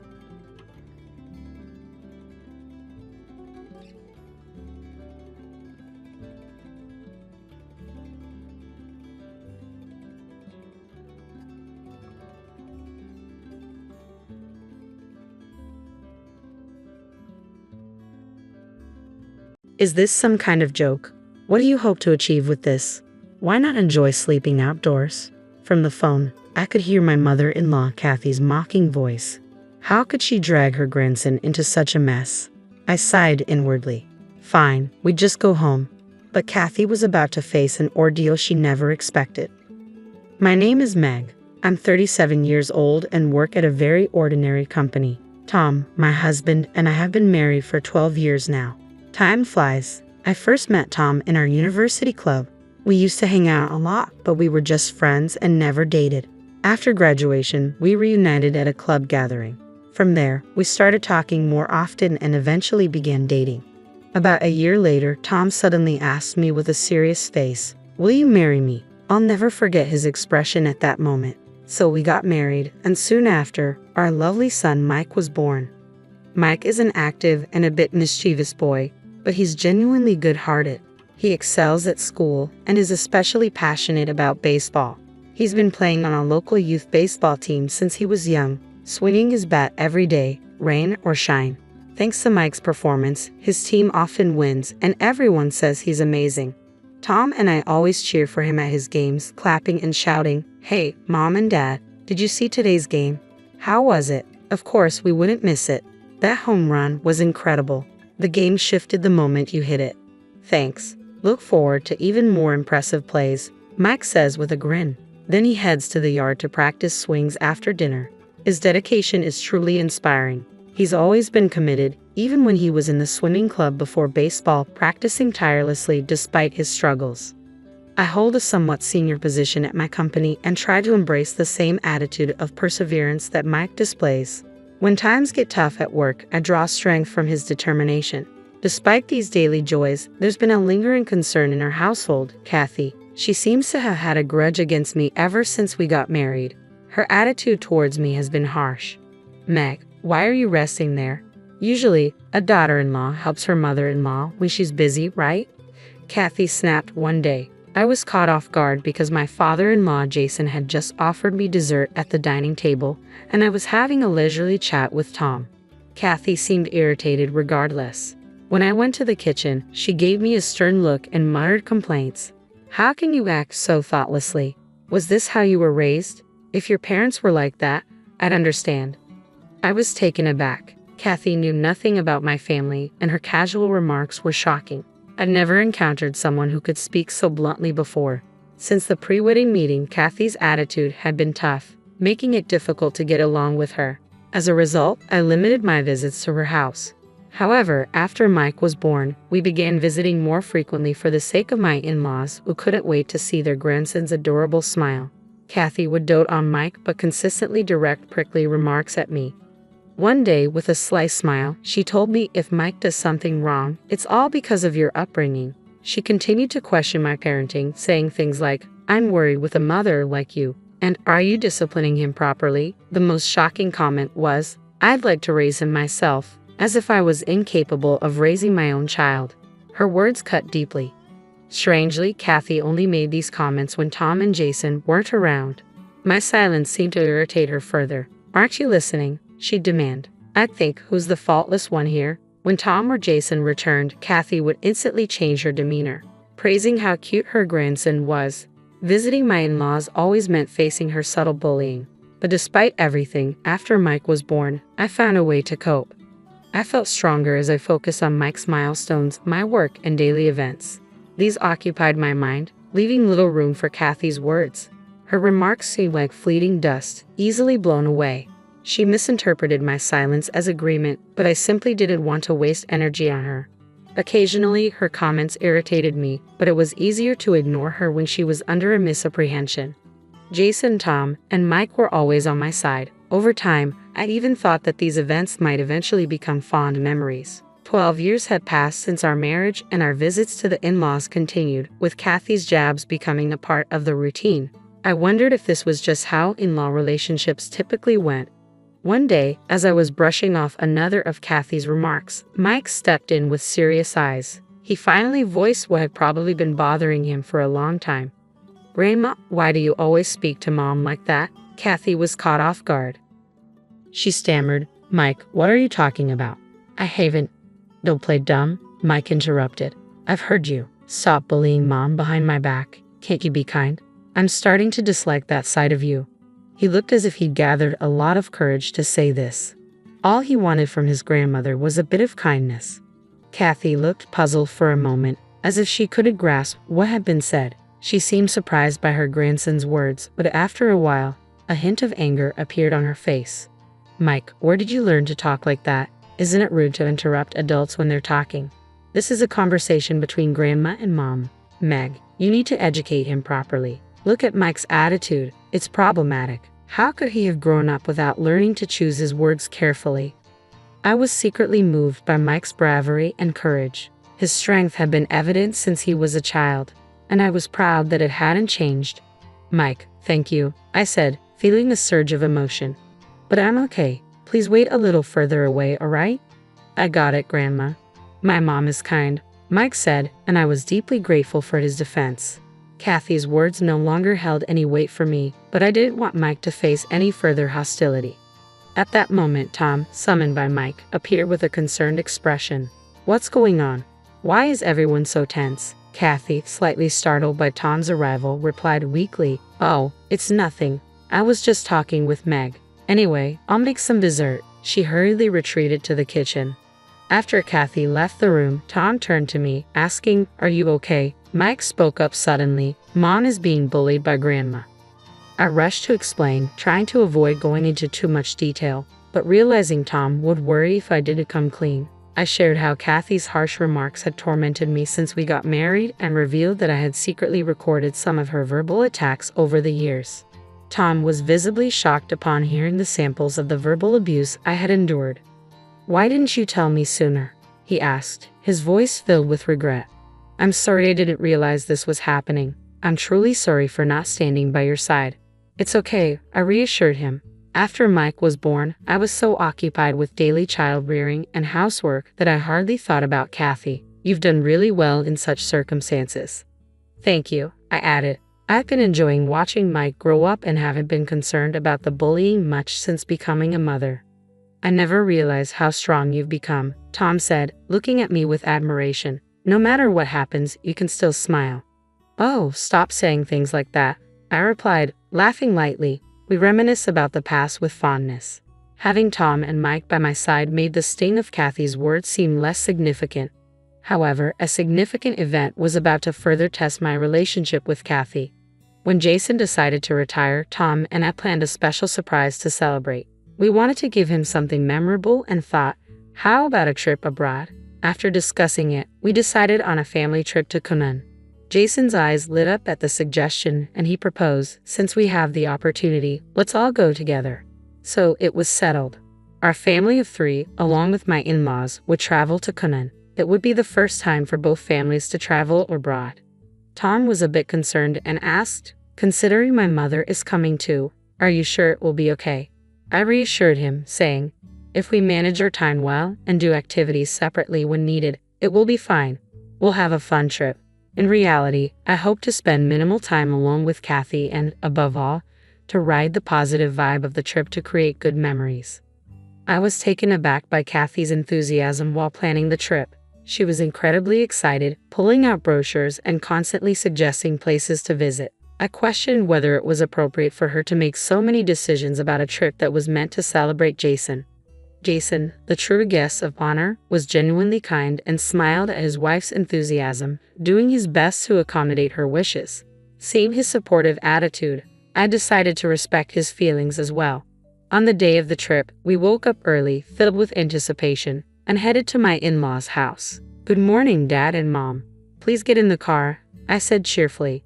Jason responded with a big smile. Thank you for today. I've been really looking forward to this. Grandpa, let's sing a song together on the way. Mike invited enthusiastically, and Jason eagerly agreed. I quickly took a seat on the opposite side of Mike, and the 3 of us settled into the back seat. Kathy gracefully occupied the front passenger seat, while Tom took the wheel, ready to drive safely. The seating arrangement seemed ideal for a comfortable ride to the airport. The journey was smooth with no traffic congestion. We chatted, sang, and soon arrived at the airport with some time to spare. We decided to explore the airport, which had many shops and an observation deck. Mike, who loves watching airplanes, enjoyed the view from the deck. Feeling hungry, Mike said, "I'm hungry," so we went to a small cafe for a light meal. Later, we browsed through a souvenir shop, and my in-laws appeared to enjoy examining various items. As our flight time approached, we began making our way to the gate. On the way, Kathy suggested, "Meg, do you want to take a break? I'll watch the luggage. Why don't you go to the restroom?" It seemed like a good idea, so I asked Kathy to keep an eye on our bags and took Mike, who said, "Mom, I want to go too, to the restroom." To our surprise, the restroom was crowded, with even the men's room having a line. The unexpected situation made me laugh. Kathy, upon hearing about the crowd, quickly offered, "I'll watch the bags, so you guys can go too." Tom and Jason decided to head to the restroom as well. It seemed Kathy had already used the restroom and was willing to wait for us. After using the restroom, Mike and I returned to where we had left Kathy, but despite searching, we couldn't find her or anyone else. I felt a wave of panic as I tried calling Tom, but my calls went unanswered. I was bewildered. Had they already gone to the boarding gate? The absence of our luggage only added to my confusion. Was it stolen? I didn't know what to do and felt a surge of anxiety. Just then, I received a call from Kathy. "Hello," I answered. Kathy's voice came through with an unsettling cheerfulness. "Where are you?" I asked, trying to keep my voice steady. Kathy laughed and said, "There's no need to tell you, Meg. I just want to enjoy myself with my husband and son. You two are just in the way." I was stunned. Wait a minute, this has to be a joke, right? My voice shook with confusion and growing anger. "Your luggage?" Kathy said casually. "Oh, I think I threw it somewhere." Her tone was flippant. Panicking, I glanced around and spotted our luggage hidden under a chair nearby. Is this some kind of joke? What are you trying to achieve with this? My anxiety shifted to frustration. "Oh, calm down," Kathy said dismissively. "I've made sure your wallets and passports are safe. How about spending the night on the streets for fun?" She laughed heartily. "Where's my husband?" I demanded. "Tom would never allow this." "Mike couldn't wait to get on the plane, so he went to the boarding gate with you first," Kathy replied, as if it were a game. "That's why I had to make you rush and sit apart. I thought he'll notice right away." Her voice conveyed an unsettling sense of enjoyment. Fury and shock overwhelmed me. I couldn't believe Kathy would go so far, especially involving her grandson. "We're going home now," I said, my voice heavy with defeat. "Sounds good," Kathy said cheerfully. "I'll pick out some souvenirs for you, of course, on your credit card." With that, she hung up, clearly believing she had the upper hand. I never thought it would come to this, but I knew she'd get her comeuppance soon. After hanging up, my phone vibrated with a WhatsApp message from Tom. "Are you okay? I can't see our seats from here." I quickly explained the situation. Kathy had tricked us, and now we couldn't board the plane. Tom responded immediately. "Seriously? What happened?" I provided more details, and he seemed genuinely flustered. "I can't believe this, but okay, I'll come down right away," Tom said, his voice a mix of disbelief and determination. I quickly formulated a plan to handle the situation and tried to calm him down. "Let her think she succeeded for now, but I need a favor," I explained. Tom agreed and decided to head to Canaan with Kathy for the time being. In the meantime, I went to the police to report my wallet as stolen and called the credit card company to temporarily suspend it. We needed to protect ourselves from any potential harm. Once that was settled, Mike and I decided to head home and make the best of the situation. We planned to enjoy our next trip even more, although I never imagined our trip to Canaan would turn out like this. Despite the unexpected turn of events, there was a silver lining. The time spent with Mike turned out to be special. We adjusted our plans and decided to stay at a resort hotel. The view from our room and the delicious food became the highlights of our unexpected vacation. Mike, clearly delighted, even offered me a bite of his food with a bright smile. "Mom, this is delicious," he exclaimed, his grin reassuring me that we had made the right decision. We also enjoyed a lovely barbecue at my parents' place. The aroma of grilled meat and the warmth of family made it feel like a true vacation. 3 days later, my husband and father-in-law returned, looking genuinely remorseful for Kathy's actions. "I can't believe what my wife did. It's inexcusable," Jason confessed. "Meg, I'm so sorry. I should have been more careful." Though they tried to apologize, Mike and I had moved past our initial anger. I was curious about their trip, so I asked. Tom laughed and shared that it had been a huge success. It turned out they had executed the revenge plan I had conceived. After directing Kathy to a luxury hotel, they went elsewhere, leaving her to fend for herself. Kathy arrived at the hotel, only to discover that I had canceled our reservation. Tom and Jason ignored all of Kathy's attempts to reach them and thoroughly enjoyed their time in Conan. When Mike asked excitedly if it had been fun with Grandpa, Tom smiled and replied, "Yes, but next time, let's all go together." He then filled me in on Kathy's series of misadventures. Mom kept sending frantic messages, Tom said with a sigh. Apparently, she had to stay at a cheap inn and barely got any sleep. She was counting on your credit card and the money from me and my father, but it turns out she hardly had any cash on her. She hasn't had a proper meal since the one we shared on the first day. She's been both physically and mentally worn out. Hearing about Kathy's predicament gave me a sense of relief. When Kathy finally arrived, she looked utterly drained and confused. "What have you done to me?" she exclaimed, her disheveled hair and bloodshot eyes clearly showing her distress. No one in the house sympathized with her. "You brought this upon yourself," we told her. "I heard from Meg about how you've mistreated her for 12 years. Kathy tried to defend herself, but Tom cut in. "Meg recorded everything. I was shocked when I heard the recordings. I had no idea you had said such things to Meg. You always acted kind to us on the surface, but behind our backs, you were doing this." And then the incident in Conan, leaving Meg and Mike like that and even stealing the wallet. "What were you thinking? This is clearly a crime," Kathy protested. "Wait a minute. I just wanted to have a good time with the family. Meg and Mike are family too." Tom's voice grew cold. "I'm done with you as a family member. I'm considering a divorce. I never imagined you'd do something like this. You've been deceiving us for so long. I can't forgive you for hurting our precious family. I don't want to have anything to do with you anymore." Kathy, ruthlessly berated by her husband and son, looked down, her face pale and shocked. She kept apologizing afterward, but the situation remained unchanged. "Meg, I'm truly sorry. I'll apologize as many times as needed. Please forgive me," Kathy said with a hint of desperation in her voice. I responded firmly, "Well, that's going to be a tall order for a lifetime because of your harassment as a mother-in-law. I went through a very tough period. I will be claiming compensation for that. Also, about taking my precious wallet without permission, I'll be reporting that to the police, and you should definitely pay the hotel cancellation fees." At my decisive words, Kathy's face turned even paler. Due to this incident, she suddenly found herself burdened with massive debt. Having been a housewife for many years, the only jobs she could find were minimum wage. Her relationship with her husband fell apart, and she started a new life alone in a modest apartment, working to pay off her debts. On the other hand, our family regained their peaceful days. The following year, we all planned and managed to go on an overseas trip together. Mike, experiencing foreign culture and scenery for the first time, was thrilled and enjoying himself. Seeing him happy warmed my heart and made me realize how important it is to cherish and love my precious family deeply.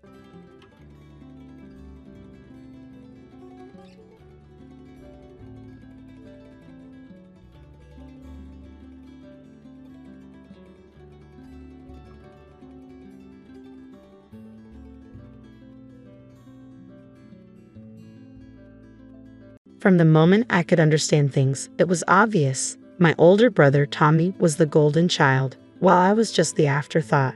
"Nicole, make sure you're home by 3:30 to help your brother with his lunch," Mom would say nearly every morning before school.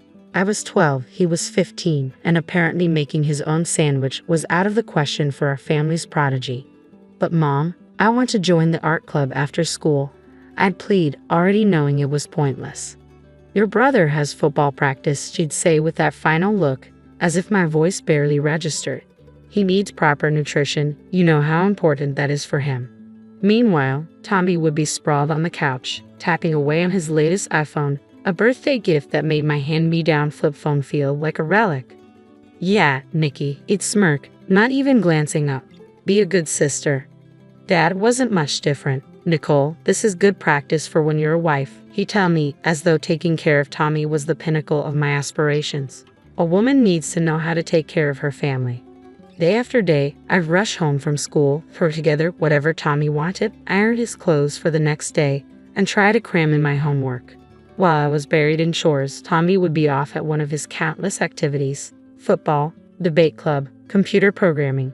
Mom and Dad made sure he had every opportunity they could dream up. The only person who seemed to truly see me was Grandma Rose. Her old Victorian house across town became my sanctuary. Whenever I could, I'd bike over there, racing through the tree-lined streets until her cozy wraparound porch came into view. "There's my girl," she'd call from her garden, her silver hair glinting in the sunlight. In her house, there were no favorites, no golden children, just warmth, cookies, and love that didn't come with conditions.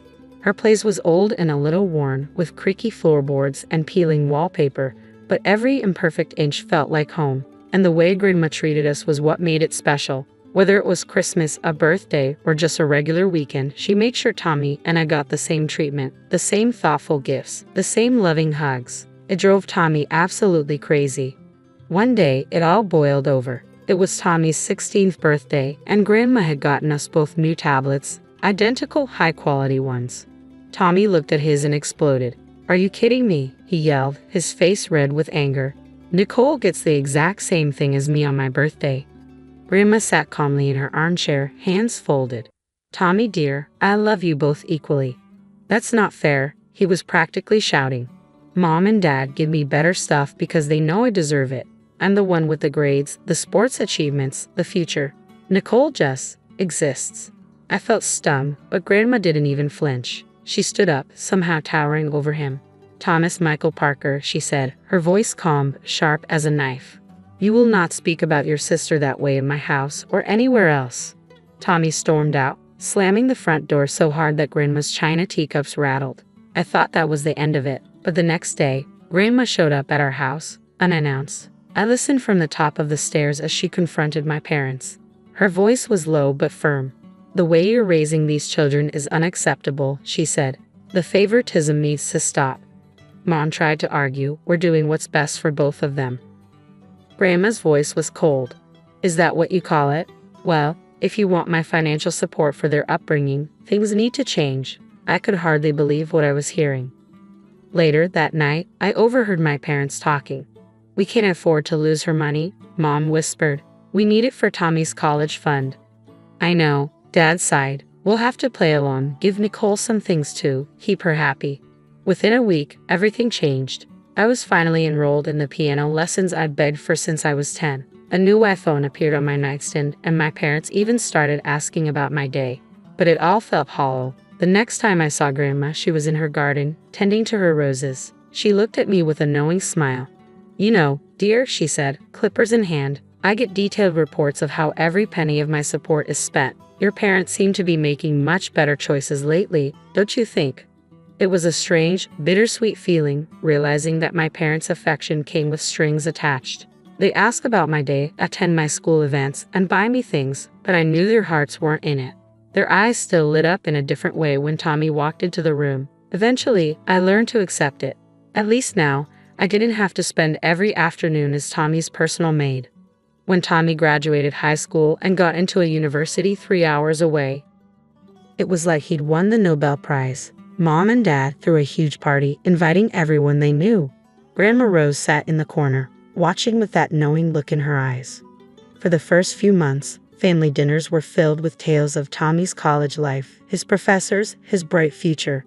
Then one day, Dad came home waving an official-looking letter, his face purple with rage. Tommy was on academic probation, at risk of expulsion. All those study sessions he'd been boasting about had really been parties. Grandma Rose showed up the next day, angrier than I'd ever seen her. "If you don't get that boy in line," she told my parents, her voice like steel, "don't expect me to pay for another college when he gets himself kicked out." The threat of losing Grandma's support sent my parents into a panic. They drove to the university that weekend. Whatever they said must have shaken Tommy, because when he called home the next week, he sounded different, subdued. For once in his life, he'd had to face real consequences. By some miracle, he managed to pull his grades up enough to stay in school, and he eventually graduated. Meanwhile, I was accepted into the business management program at a nearby college. Grandma paid my tuition, though my parents barely seemed to notice. When I was in college, making the dean's list was celebrated with nothing more than a phone call from Grandma. 4 years flew by, and suddenly, it was graduation day. Grandma was there, beaming proudly. My parents showed up too, but they spent most of the ceremony talking about Tommy's new job. By then, I didn't care. I had my degree and, better yet, a job offer from Parker and Associates, one of the largest marketing firms in town. When Grandma Rose passed away, it felt like the world paused. At her funeral, I couldn't stop staring at her garden, wondering who would care for her beloved roses now. A week later, we gathered in her attorney's office for the reading of her will. Tommy flew in from out of state, dressed in a pricey suit that made him look like a kid playing dress-up. Mom and Dad sat between us, as if they still needed to be referees after all these years. Mrs. Rose Parker's estate, the attorney began, is to be divided between her two grandchildren, Nicole and Thomas Parker. The division is to be decided by their own choice. One will receive the house and the other $500,000. The first choice goes to Thomas as the elder grandchild. Tommy actually laughed. "Is this a joke?" He looked around the room. "You really think I'd want that musty old house? I'll take the money. I've got big plans. I'm going to start my own business, show everyone what I can do. Nicole can have the house with all its weird smells and creaky floors." My heart raced. Grandma's house, my sanctuary all these years. "I'll take it," I said quietly but firmly. The next few years were a whirlwind of hard work and determination. I threw myself into my role at Parker and Associates, breaking sales records and eventually getting promoted to head of sales. Every salary increase went into renovating Grandma's house. I preserved its character while modernizing it, new wiring, new plumbing, and a state-of-the-art kitchen that still felt like it belonged in a Victorian home. I spent weekends learning everything I could about roses, keeping Grandma's garden alive. When the renovations were done, Mom and Dad visited. I watched as they walked through the restored rooms, their eyes wide at the crown molding, the gleaming hardwood floors, the gourmet kitchen. "This is incredible," Mom murmured, running her hand along the marble countertop. Dad nodded, then sighed. "It's a shame Tommy didn't take the house. This would have been perfect for him and his new wife." There it was. Some things never change. Speaking of which, Mom added with forced casualness, "Have you heard from your brother lately?" I hadn't. None of us had been invited to his wedding 6 months ago. He'd married in his wife's hometown, surrounded by her family and friends. Mom had shown me photos she found on Facebook. Tommy in a tux, his new wife Rebecca beaming in designer white. Then one Sunday afternoon, while I was pruning Grandma's roses, the doorbell rang. I wasn't expecting anyone, so I took my time wiping my hands before answering. When I opened the door, I nearly dropped my gardening gloves. Tommy stood there, looking nothing like the successful businessman he portrayed on social media. Beside him was Rebecca, eyeing my home as if conducting an inspection. Tommy gave me a strained smile.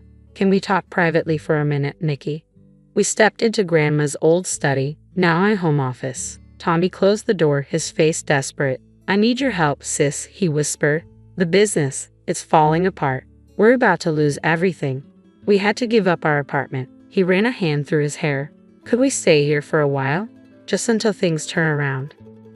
I stared at him, stunned. Tommy had never asked me for anything, unless you counted all those years of entitled demands. But for the first time, I saw my brother, not my parents' golden child.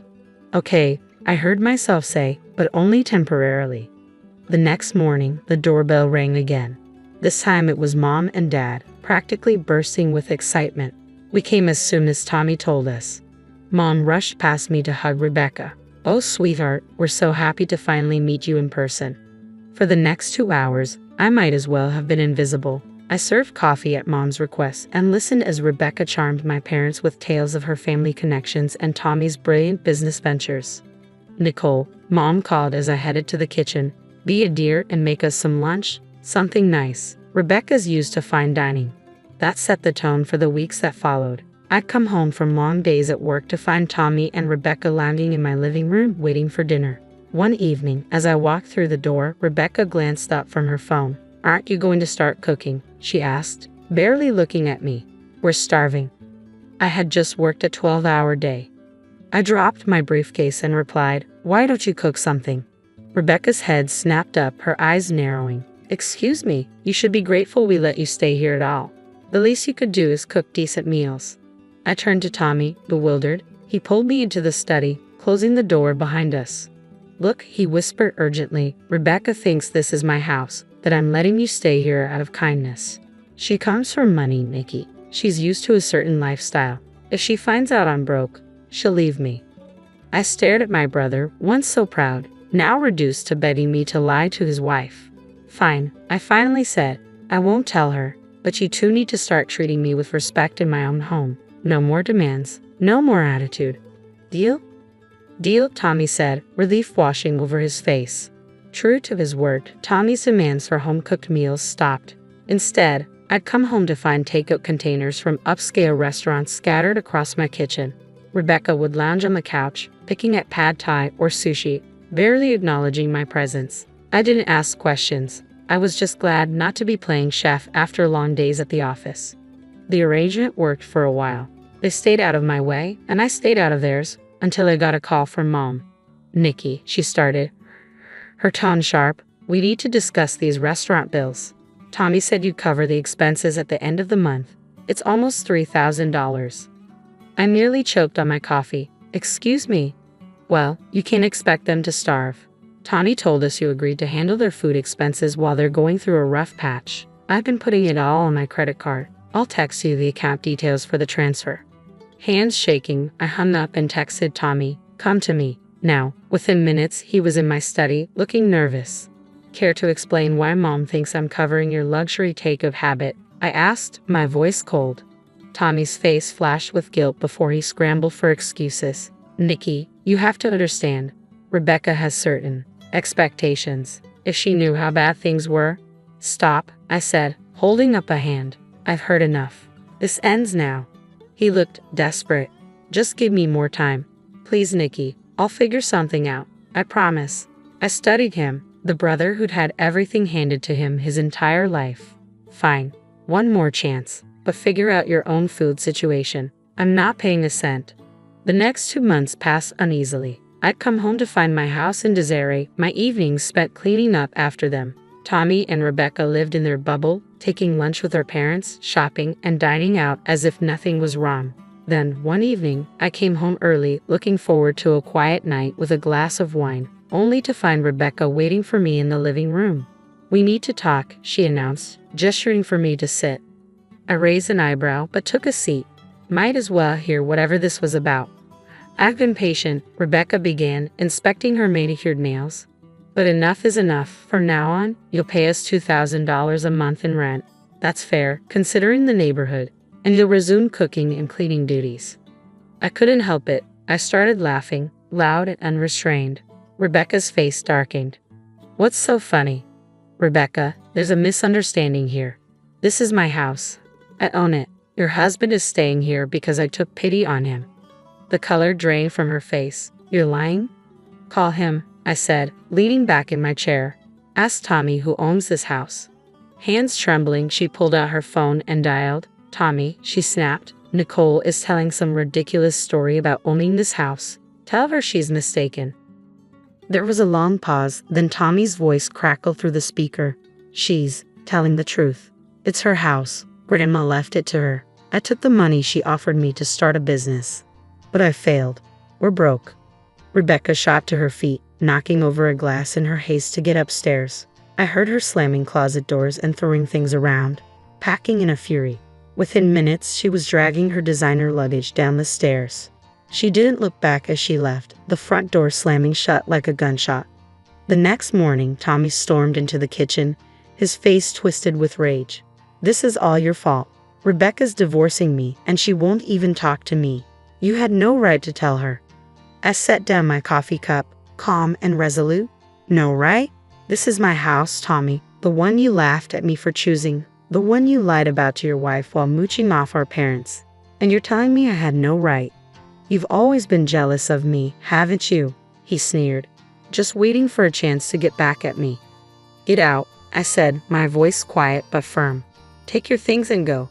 He glared at me, then stumped upstairs, throwing things around in the guest room. When he finally left, he didn't say goodbye. I had exactly 1 hour of peace before my phone rang. Mom's name flashed on the screen. "How could you do this to your brother?" she demanded, her voice shrill. "He's devastated. He's back with us, crying his eyes out." "That's not my problem." "Of course it's your problem," Dad's voice chimed in. "You need to give Tommy the house. It's the only way to save his marriage. Rebecca might come back if they have a proper home." I laughed. You're serious? You want me to give away my house because Tommy lied to his wife and ruined his business? Help your brother, Mom nearly shrieked. Family helps family. I felt years of resentment bubbling up. Where was that family spirit when I was cooking and cleaning for Tommy? When you ignored my achievements to praise him? Grandma's the only one who ever treated me like family, and she left this house to me. Conversation over. 2 months later, I heard through colleagues that Tommy's company had officially declared bankruptcy, and his divorce was finalized soon after. He was living with our parents, who still called it regrouping, their favorite euphemism for Tommy's failures. One Sunday, all three of them showed up at my door. I watched through the security camera as they rang the bell again and again, Mom calling out, "Nicole, we need to talk as a family." I picked up my phone and sent a single text to all three. "Please leave. Do not come back or I'll call the police." They eventually left, but not before Mom left a casserole on my porch with a note about forgiveness and family obligations. I donated it to the homeless shelter down the street. These days, my life is peaceful. I tend to Grandma's roses, which are blooming beautifully. My career is thriving. I made Executive VP last month. I feel good, and it's all thanks to Grandma.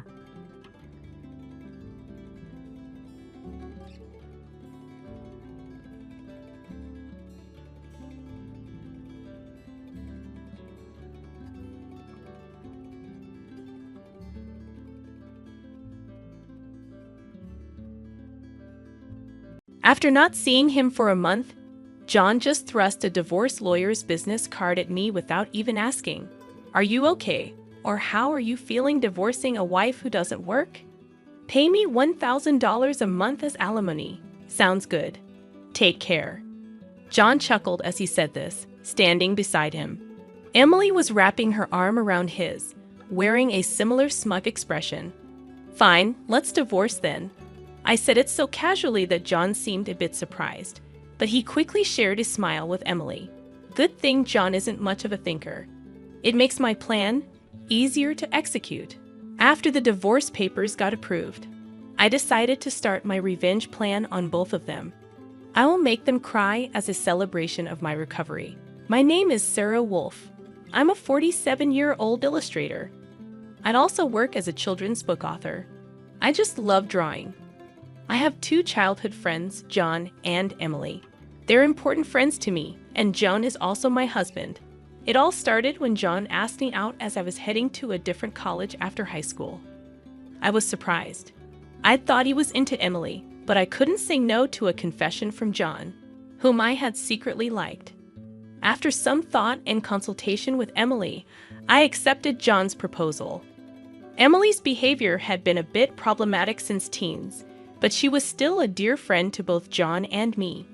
However, Emily had a tendency to snatch other people's boyfriends and then dump them once they became obsessed with her, causing problems time and again. Her parents were concerned, so John and I often spent time with her to watch over her. John and I got married when we were 25, 4 years later. Emily brought her fiancé into our lives. His name was George, a professional working for a top-tier company. Nice to meet you, Sarah and John. I've heard so much about you. Looking forward to our future together. George was very polite, and we all got along immediately. We would get together during holidays and vacations, taking trips or going on long train rides to enjoy some drinks. However, things started falling apart after Emily got pregnant 2 years into her marriage. John and I originally had many siblings, so there was no worry about an heir. So we decided we didn't need children. Both of us loved kids, but weren't keen on actively caring for them. Besides, we loved our freedom to travel and enjoy drinks. We often found it heartwarming to see families with children, but it was never more or less than that. When Emily announced her pregnancy, John's attitude started to change. He quit smoking because Emily said she couldn't stand the smell, and even offered to drive her to doctor's appointments using his vacation days. I warned him, "George might get upset if you're always with Emily." But John argued back, "You have work, don't you? She's our childhood friend, and she's reaching out for help. You're heartless." I said, "I've been buying things and helping where I can, but going with her to the obstetrician is crossing the line." When I said that, John frowned, and then he glared at me. "Why?" "Because Emily wants it, right? She says she's anxious about the checkup. I can't just let her go alone if she's anxious. All the more reason for George to go with her, right? If you go with her every time, it's almost like you're the father of the baby in her belly. John, jealous? You're not going to get pregnant anyway, so what's the problem?" He didn't take my concerns seriously, and instead started to snap, saying I was being annoying. We had hardly ever had a fight during our marriage, but things changed when Emily got pregnant. Our arguments increased, and that didn't change even after Emily gave birth. In fact, John started spending even more time with Emily and their child, Emma. But when Emma was 6, an incident occurred. It had to do with the attendees of Emma's graduation ceremonies. The day before the graduation, John suddenly started rummaging through the closet. "John, what are you doing? Have a meeting tomorrow." John's workplace had a casual dress code, but there was a rule to wear a suit during client meetings, so he always kept a few suits ready. But they were all thrown on the bed now. No, just trying to decide what to wear for the graduation ceremony. "What? You're seriously thinking of attending the graduation?" "Yeah, George, can't make it. Emily asked me." "Wait, that's absurd. No matter how you look at it." I inadvertently raised my voice in denial. Immediately, John's face turned sour. I knew he occasionally picked Emma up from kindergarten, and I had done so myself when asked, yet it was nonsensical for a childhood friend who wasn't even a biological parent to attend a graduation ceremony. "What? You still doubt me and Emily? I'm disappointed that you can't even help out." "That's not the point." "Point anyway. I'm attending the graduation tomorrow, so iron a shirt properly." John said that and abruptly ended the conversation, leaving me behind and going to the bedroom. I had no choice but to call Emily. "Hello, Emily. About tomorrow." Sorry about tomorrow. I'm borrowing John." "But won't George be upset about the graduation attendance, Sarah?" "What are you talking about?" "Obviously, I haven't told George that the graduation is tomorrow." "I'll tell him after the ceremony." I was shocked to learn that George didn't know about the graduation schedule. Upon further questioning, it seemed that Emily hadn't informed George about any of the kindergarten events so far, and John had been acting as the father at the kindergarten, which made me dizzy with its selfishness. "Wait a minute, Emily. Isn't that extremely unreasonable? It's disrespectful to George, and just because he's a childhood friend, eh? What's wrong?" "Sarah, you're scary. Well, see you tomorrow." "Wait, Emily." I was trembling with anger at Emily, who unilaterally hung up the phone. Still, in the end, I ironed a shirt, prepared a tie, and the next morning saw John off to Emma's graduation ceremony. Since then, Emily and John started going out more frequently, from once a month to once a week, and then to 3 times a week. Eventually, even George seemed to have some suspicions, and one day, while John and Emily were out, he visited our house alone. "I'm sorry for visiting you late at night. There's something that's been bothering me." "Is it about the 2 of them?" "Yes, I would like you to take a look at this." George showed me the GPS history he had installed in Emily's car. It showed that she had been staying at a hotel 3 times a week. All of those days, she was out with John, and just by looking at George's face, I understood what that meant. "What do you want to do, George?" "I want to take revenge on those 2. "Me too. I can't forgive them for betraying us after all this time." We started planning our revenge on them secretly. First, I started by increasing my income because I had been saving by doing housework and taking care of Emma.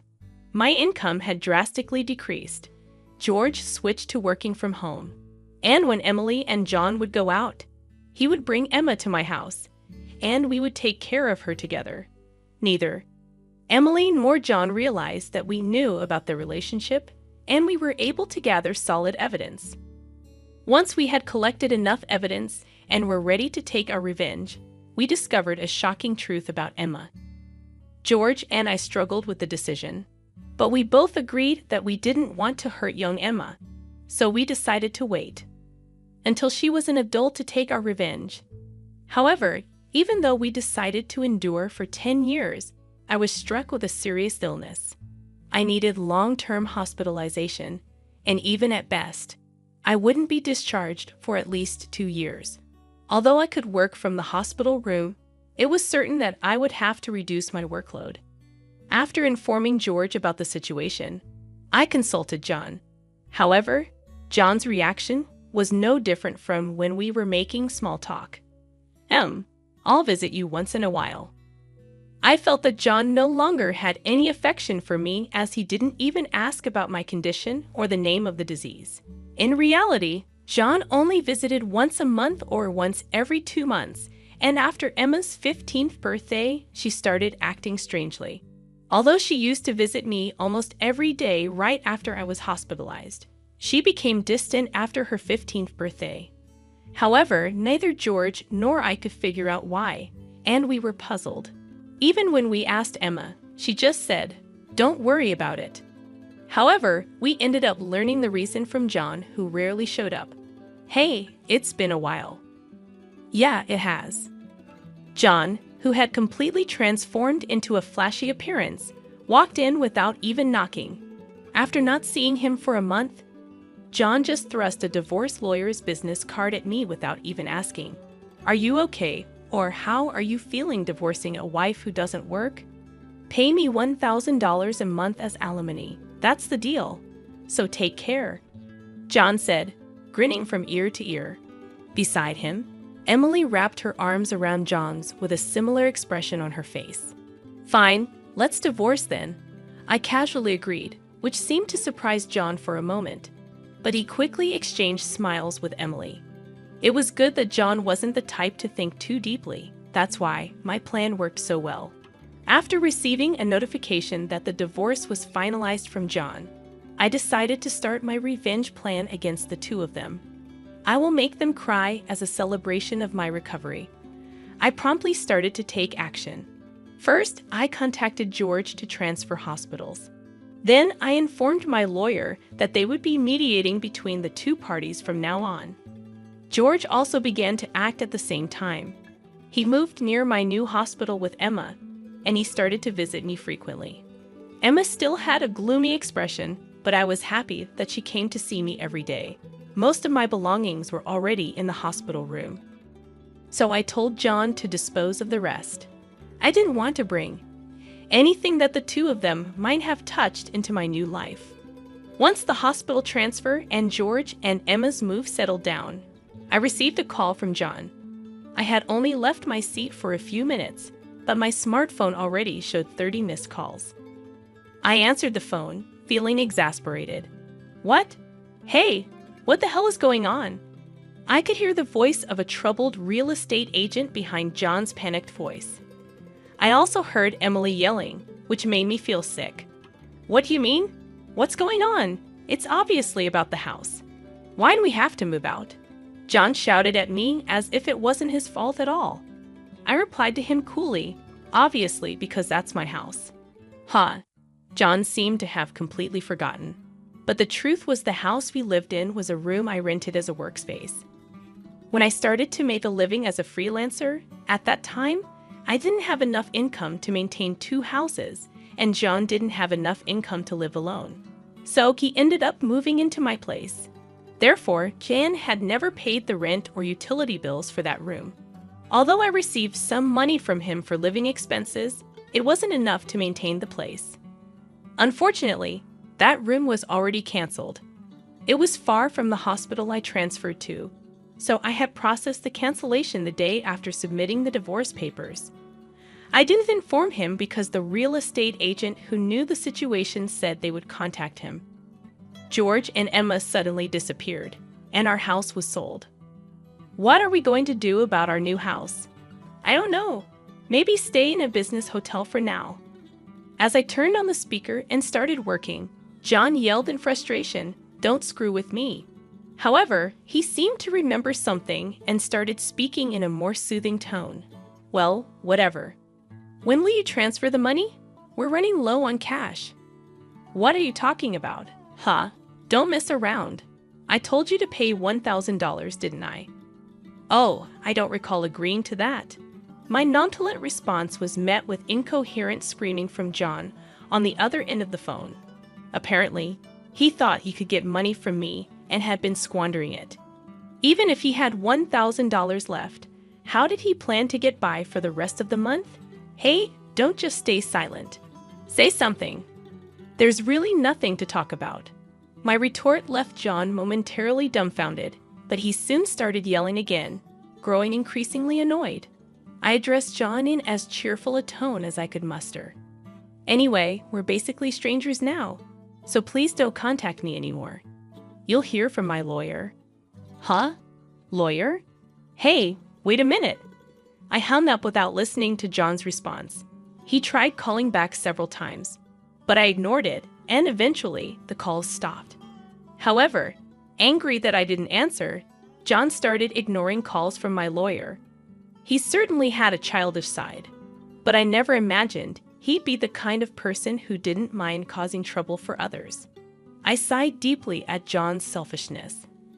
A few months later, after a temporary discharge from the hospital, I visited John's parents' house. In front of me were John and Emily, both looking small and trembling. You telling my parents is a low blow. Oh, I just reported that we got divorced. Jan glared at me in response to my answer, but he shrank back under his father's stern gaze. Actually, I had a great relationship with my in-laws, even visiting and dining with them when John wasn't around. Despite being so well-loved, I felt it was wrong not to share the details of our divorce. So I went to visit them. Is it true that you're remarrying Emily? Yes, it's true. True. Emily, Emma, and are going to start over as a family. What are you talking about? Your only family is Sarah. She's not my family anymore. John's words made his father frown with a look that seemed to say, "Give me a break." John shook his head a few times, then handed me a piece of paper. It was a bill from a nearby luxury hotel. What's this? It's the bill from the hotel we stayed at. John, acting as if it was obvious, pointed at the bill on the table, then suddenly collapsed. Oh, what the heck, Mom? I didn't raise you to be like this. My mother-in-law, gasping for breath, was met with a look of disbelief from John. Next to him, Emily wore the same expression. Why are you so angry? It's just that the family is changing because I'm getting married. Plus, you'll have a grandchild, a blood-related one at that. Aren't you happy? You two didn't. My mother-in-law, looking as if she couldn't believe what she was seeing, glanced at Emily, then turned her gaze to me. Both my in-laws understood that I didn't want children and still treated me as their own daughter.